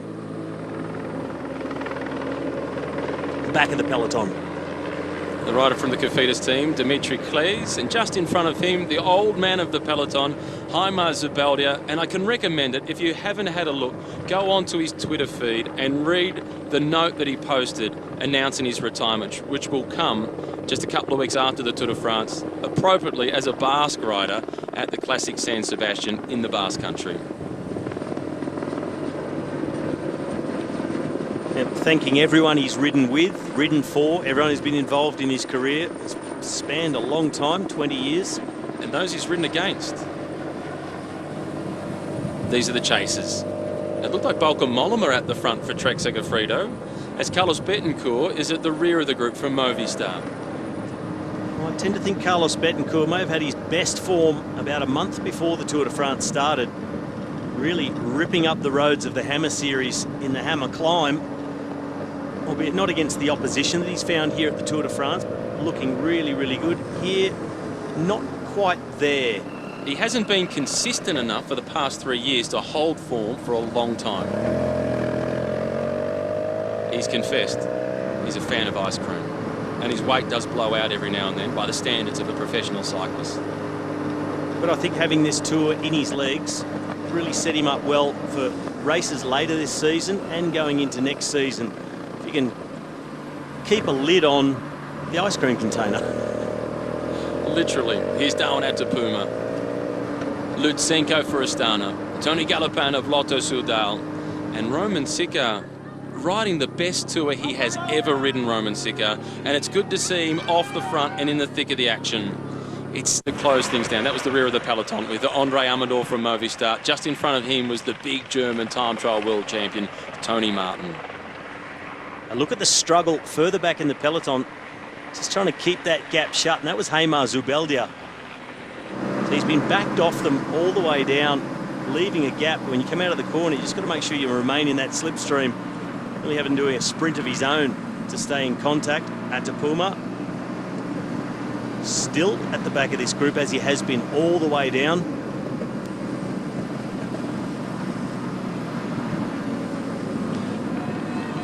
And the rest of the riders in the group, they won't mind that he's at the back because it's not energy zapping on the way down, and they know why he's there. He's a good descender, but not quite as good as the other guys in that lead group who are sharing the pace-making, just that little bit of drafting effect to make them go quicker on the way down. It seems to be Tony Galopin doing most of it. Seems to be the best defender. Oliver Naesen just a little flick around Possibly a little hole in the road there. A good level of concentration from him, seeing the little things that can make a big difference. And now this is just about the bottom of the descent. They'll be coming into the valley. Galopan leading them, Roman Sicard, Alexei Lusenko, and Darwin Atapuma, the Colombian, on the Colombian Independence Day, looking for a big result. Plenty of Colombian fans here in the Alps as well, all throughout the tour. And remember the scenes in Chambéry when Rigoberto Urán won that photo finish against Warren Barguil. Went absolutely loco for their man. Indeed they did. It'd be great to see Darwin Atapuma win the stage today. He came so close a few times last year. He had a third and a second place finish on a stage in the Giro, a second place finish as well at the Volta a España twice, in fact, 2 second place finishes there. He's been so close so many times. He's won a few races. He's won 3 throughout his career, a stage in the Tour de Suisse. He's won a stage in the Giro del Trentino, a stage in the Tour of Poland. Only 3 wins, but so many near misses in Grand Tours. But nice to see him get up for the victory. The others don't think so, though, because they want it, and rightly so. And of this group, it's only Tony Galopan from Lotto Soudal who has won, and remonstrating with Atapuma, answering the question from earlier on. Well, it was only a matter of time until the question was asked of Atapuma. You going to contribute to this or what? Well, on the way down, it wasn't going to make much difference, but now he will. Atapuma will work with them. We saw him do a lot of work yesterday in the breakaway. Well, he'll need to. The gap over this group, something around a minute, that they're chasing hard. And this valley road leading to the foot of the Izoard, this will be crucial for the break's chance. The break from the break, the 4 men in front, being chased by this group here. There's this group here, they're at 1 minute behind. There's then a contingent of 4 in the middle trying to go across, who are at 30 seconds. It's Danny Navarro and Nicola Ede from Cofidis, Jasgubu Gramey from Bahrain Merida, and Roman Hardy from Fortunato Oscaro. They're stuck in the middle. We don't have enough cameras to bring you images of absolutely everybody on the road because there are bodies spread out across the Alps. And it's 5 minutes and 50 seconds back to that group. This is Cyril Gauthier from the initial breakaway, called back. Now waiting. Looks like to do his thing on behalf of Romain Bardet. Can't imagine that Gauthier would be dropped from the group that he's been in. No way. Not from a group this size. He's been called back. He's waiting for his team. Definitely planning something. He'll have a 5 minute, 5.5 minute wait. As we look at these 4 leaders, they're racing for the stage. For Bardet to stand any chance of winning this year's Tour de France, he needs to win the stage today, gain a significant amount of time on Chris Froome, and take that 10-second time bonus, because every second will count. Another little split off the front, yeah. Lutsenko. On the flatter roads up the valley, just under 25 kilometres to go.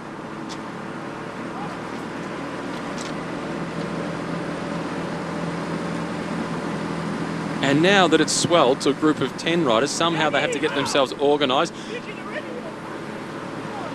Galopan not happy at all. Screaming at his breakaway companions. Again at Atapuma, as Ulissi was going to the front. Galopan trying to get this group motivated. Let's have another look. It's Navarro this time. That's because Nicola Ede is out in front. But Galopan is saying it's not the time to start attacking now. We're on the valley road. We need to maintain the gap we've got or we'll all get caught. And he's cooperate right. Until the foot of the climb, then let's race against each other. And he is right. If they keep riding like this, there's a big danger of being caught before the finish, and they'll have a day out front and come away empty-handed. This is Steve Cummings. He recognises the danger. The advantage is now out to 1 minute. The team cars are being brought forward. And I said earlier today when I first saw Steve Cummings, after that crash of yesterday, doesn't look like himself, and he's also not a rider, much like Ulissi wouldn't miss a group like this because he's sharp enough, tactically good. I just think he's struggling, and I just saw on his style, it's not quite as smooth as it usually is. I think he'd be struggling with lower back and possible pelvic misalignment problems after that heavy fall on his rear end yesterday.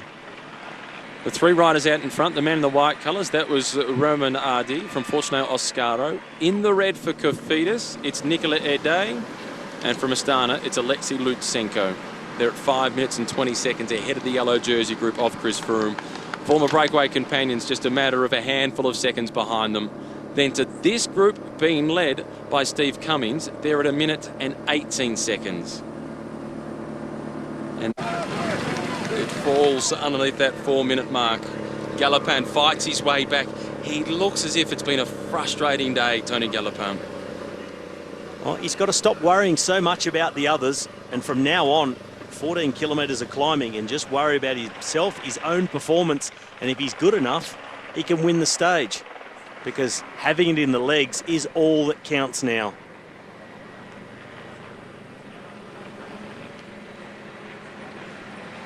Race Radio just informing us that Oliver Naesen has been dropped from that peloton, so he's done his job. So too has Esteban Chavez, but still finds a smile. Only just. It's about the smallest smile I've ever seen Chavez present. Oliver Naesen, he has done a mountain of work towards his final climb. Cyril Gauthier now, and the group is very small. Tony Martin getting dropped. So too Lawrence Tendam. These riders no longer matter on today's stage. Pirochon. This is Mickey Shah, Luis Angel Mate. But as we work further forward, for Team Sky, Vasil Kirienka is still there. There's Kirienka. He's the first of the riders from Sky. So at the moment, the strategy of AG2R Le Mondial has not isolated Chris Froome at all, that this group is really small. The group is small, but what it has served to do is save more of the Team Sky riders. Done a lot of work all day with Knies and Rowe. And other than that, they haven't really had to lose anybody because they've had to work on the front. AG2R using everybody up, and these riders working now, they weren't going to be able to be there from halfway up this climb. They'll likely be dropped, and Kirienka looks so comfortable. He's the rider with the jersey unzipped on the left-hand side of the screen, the first of the men with the yellow helmets on. His ability to race with blinkers like a racehorse, not distracted by anything that's been happening around him in the huge breakaway of the day. More than 50 riders at one point. It's now just Lutsenko solo with a few still chasing. Galopin, Atapuma and Navarro. 3:35 back to the peloton containing the yellow jersey. But it's the teammates of Romain Bardet who are doing all the chasing. Lutsenko, tête de la course. He's still the man in front. 11% the gradient. Getting the last of the water in, and there looms the Colombian out of the corner. He'll be up and over and away from Lutsenko. Gourmet has now been caught as AG2R Le Mondial. Villimos, a shake of the head from Alexis Villimos, and a good luck to Romain Bardet. He doesn't have the legs. Frank is gone, Villimos is gone. It's only Bacalance, and then it's up to Bardet. And the only good news is they've got him. Roux is on the ropes. They've got him to around 6 kilometres, 7 kilometres to go. Of course, the front of the race at 6.5. So closer to 7.5 for Bardet, and almost on the steepest slopes. You can see Dan Martin is on the ropes. And now Atapuma. Does he stick with him or does he go straight away? Nievi is being dropped. Aru, number 51, the Italian champion. Quintana is also under enormous pressure. Louis Meintjes and Simon Yates, me and my shadow in the race for whites. And now that's the job done by Bacalance, but nobody can take over. Can anybody attack Chris Froome? No, they can't, because it's Kwiatkowski who assumes control. Kwiatkowski and Landa back to the front. AG2R have done their dash. Romain Bardet is clean out of teammates. Atapuma up and over, leaves Lutsenko behind. Darwin Atapuma, he gets his nose in front. The chase is still on from Galopin. So the leader's on the road. It's Atapuma, followed by Lutsenko, then Galopin. But this is another Frenchman. He's in 10th position overall, Warren Barguil. He's set to become the 20th Frenchman to win the King of the Mounts classification, but he wants a little more. He'd love the exclamation mark of a stage winner. Contador. Contador goes too. Alberto's not finished with yet. We said he wouldn't go out with a whimper, Contador. He wants to influence the race, still hunting for a stage win. 2 minutes the gap to Atapuma with 6 kilometres to climb. This is still wide open. And now for Bardet and Uran tactically to have Contador and Barguil up the road. Wait, let them build up a bit of an advantage and then something to chase. Things coming back together at the back. Aru, Nieve in front of him, battling their way back on. And Ulissi trying to help Menkes. Encouragement, that's about all you can give, because if your legs won't do it, doesn't matter what pace is being set for you. Michael Kwiatkowski not looking as cool as before. A grimace now. He says, no, I'm okay though. Don't come past me yet. I've still got a bit more left. Aru battling back on. Dan Martin just rejoining the back. So too is Nieve, Menkes and Yates. Kwiatkowski at the front, followed by Mikael Landa. This is what we saw with Kwiatkowski, yes, on the Galibier. The shoulders go up towards the ears. He's really starting to go deep now. I'll be surprised if he gets another 500 metres to a kilometre out as Atapuma. He leaves Lutsenko behind and continues on in search of the stage win on Colombian Independence Day. Contador and Barguil. They're mopping up the remnants of the breakaway, but look who's just in front of them. Number 37, Bauke Mollema, a teammate of Alberto. The Dutchman will do what he can, and it might not be for long, but he will help. Barguil, look at that pedalling action of Barguil. Contador having trouble following Barguil. And Mollema, he's the man swinging into the gap between them. The gap, about 125 metres on the road. Back to this man.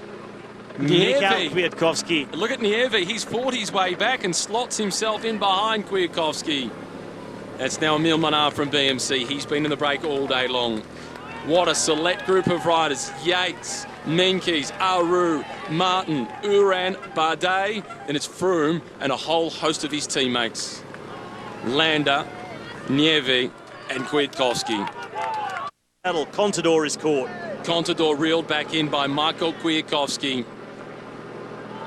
And Landa in third position, still looks so comfortable. And now again, Aru is being dropped by the tempo being set by Kwiatkowski. And he's just finished his job.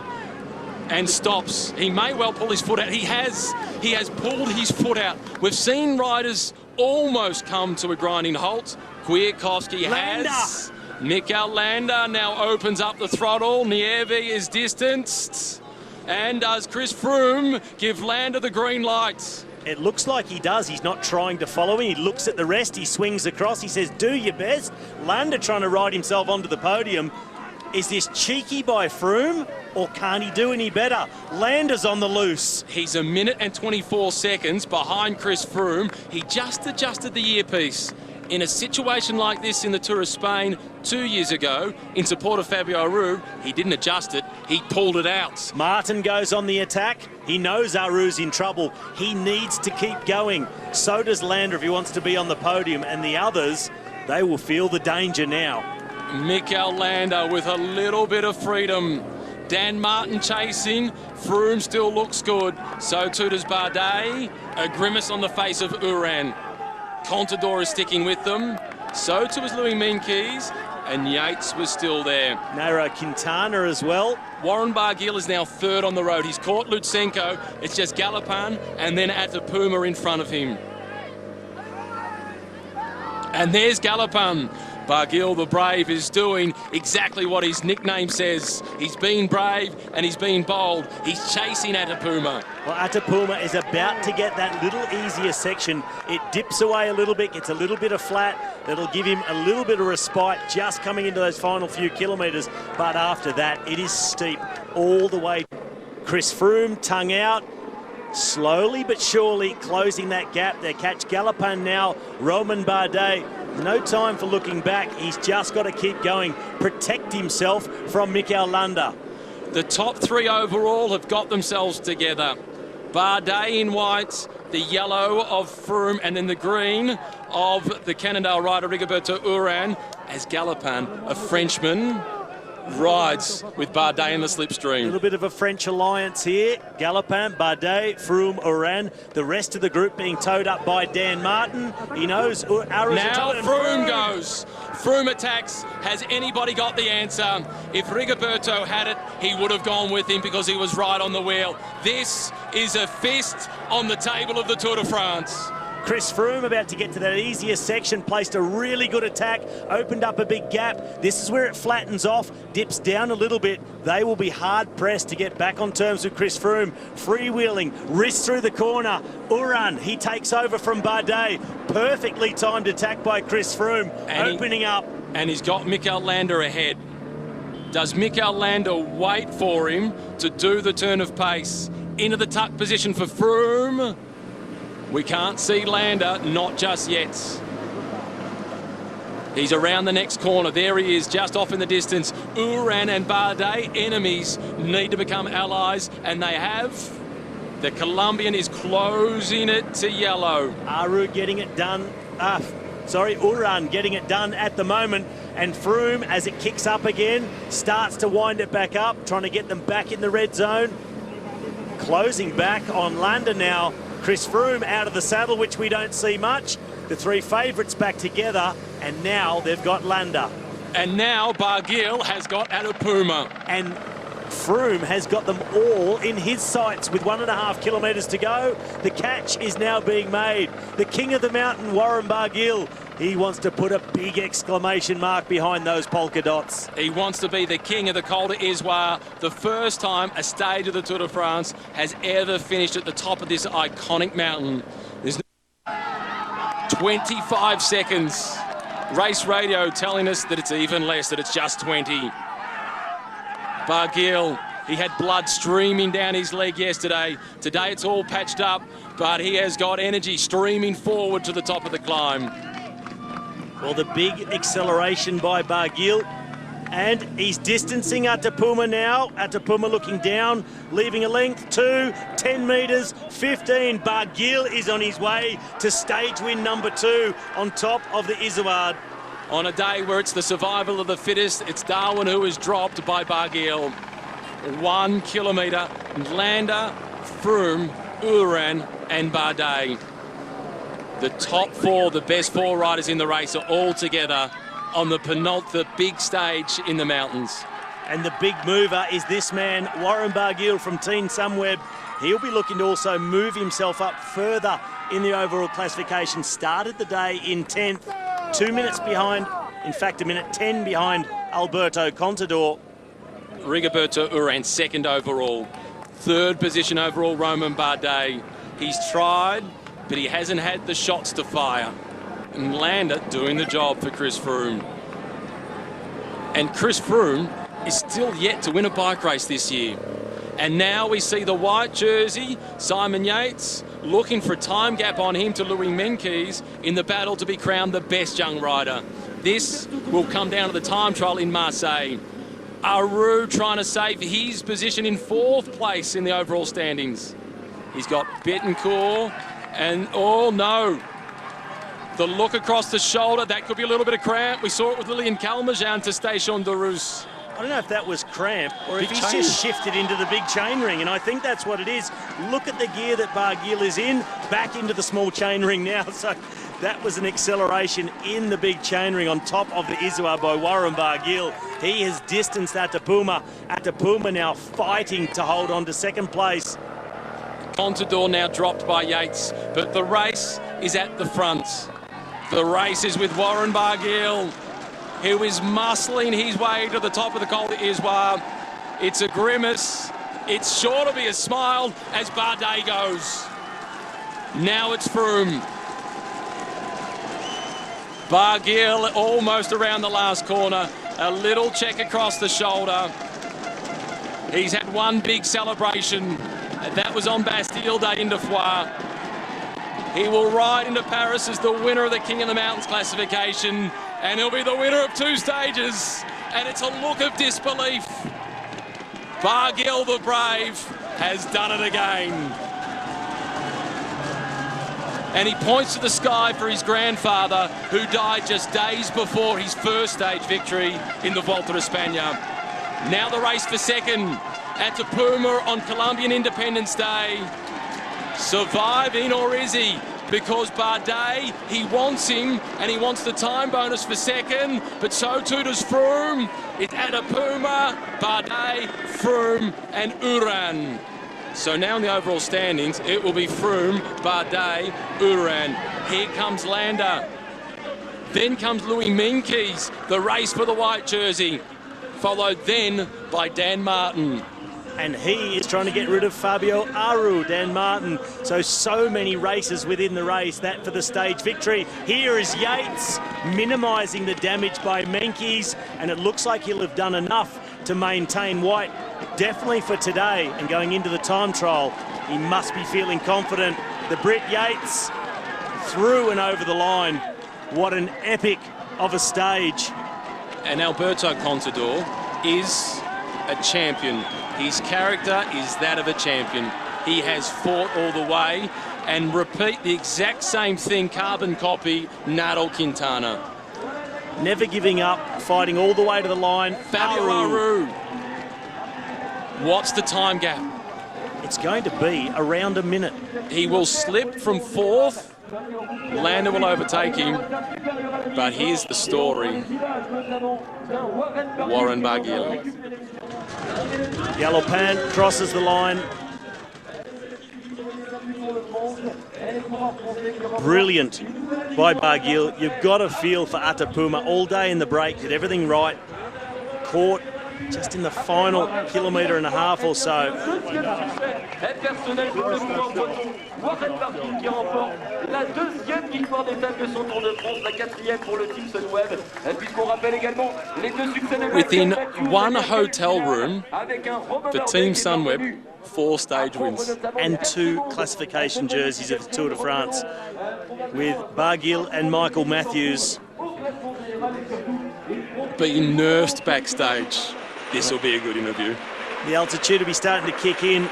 And here we'll see our stage classification. Barguil the winner, 20 seconds to Atapuma. Bardet grabbing the bonus. Chris Froome, Uran giving up an extra 2 seconds.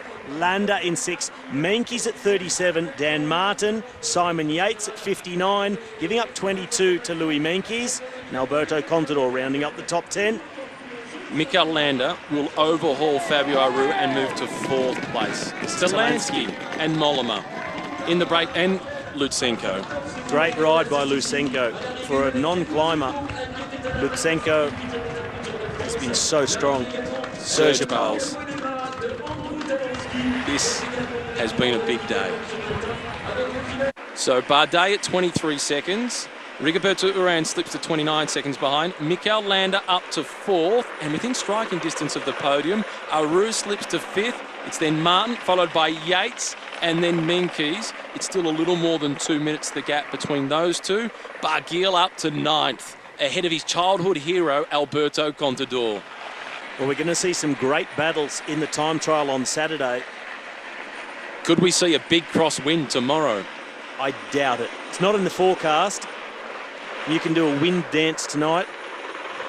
I'll tell you, he'll be dancing at the top of the podium this afternoon. Maybe horizontally, because he has to recover from this one. Warren Barguil.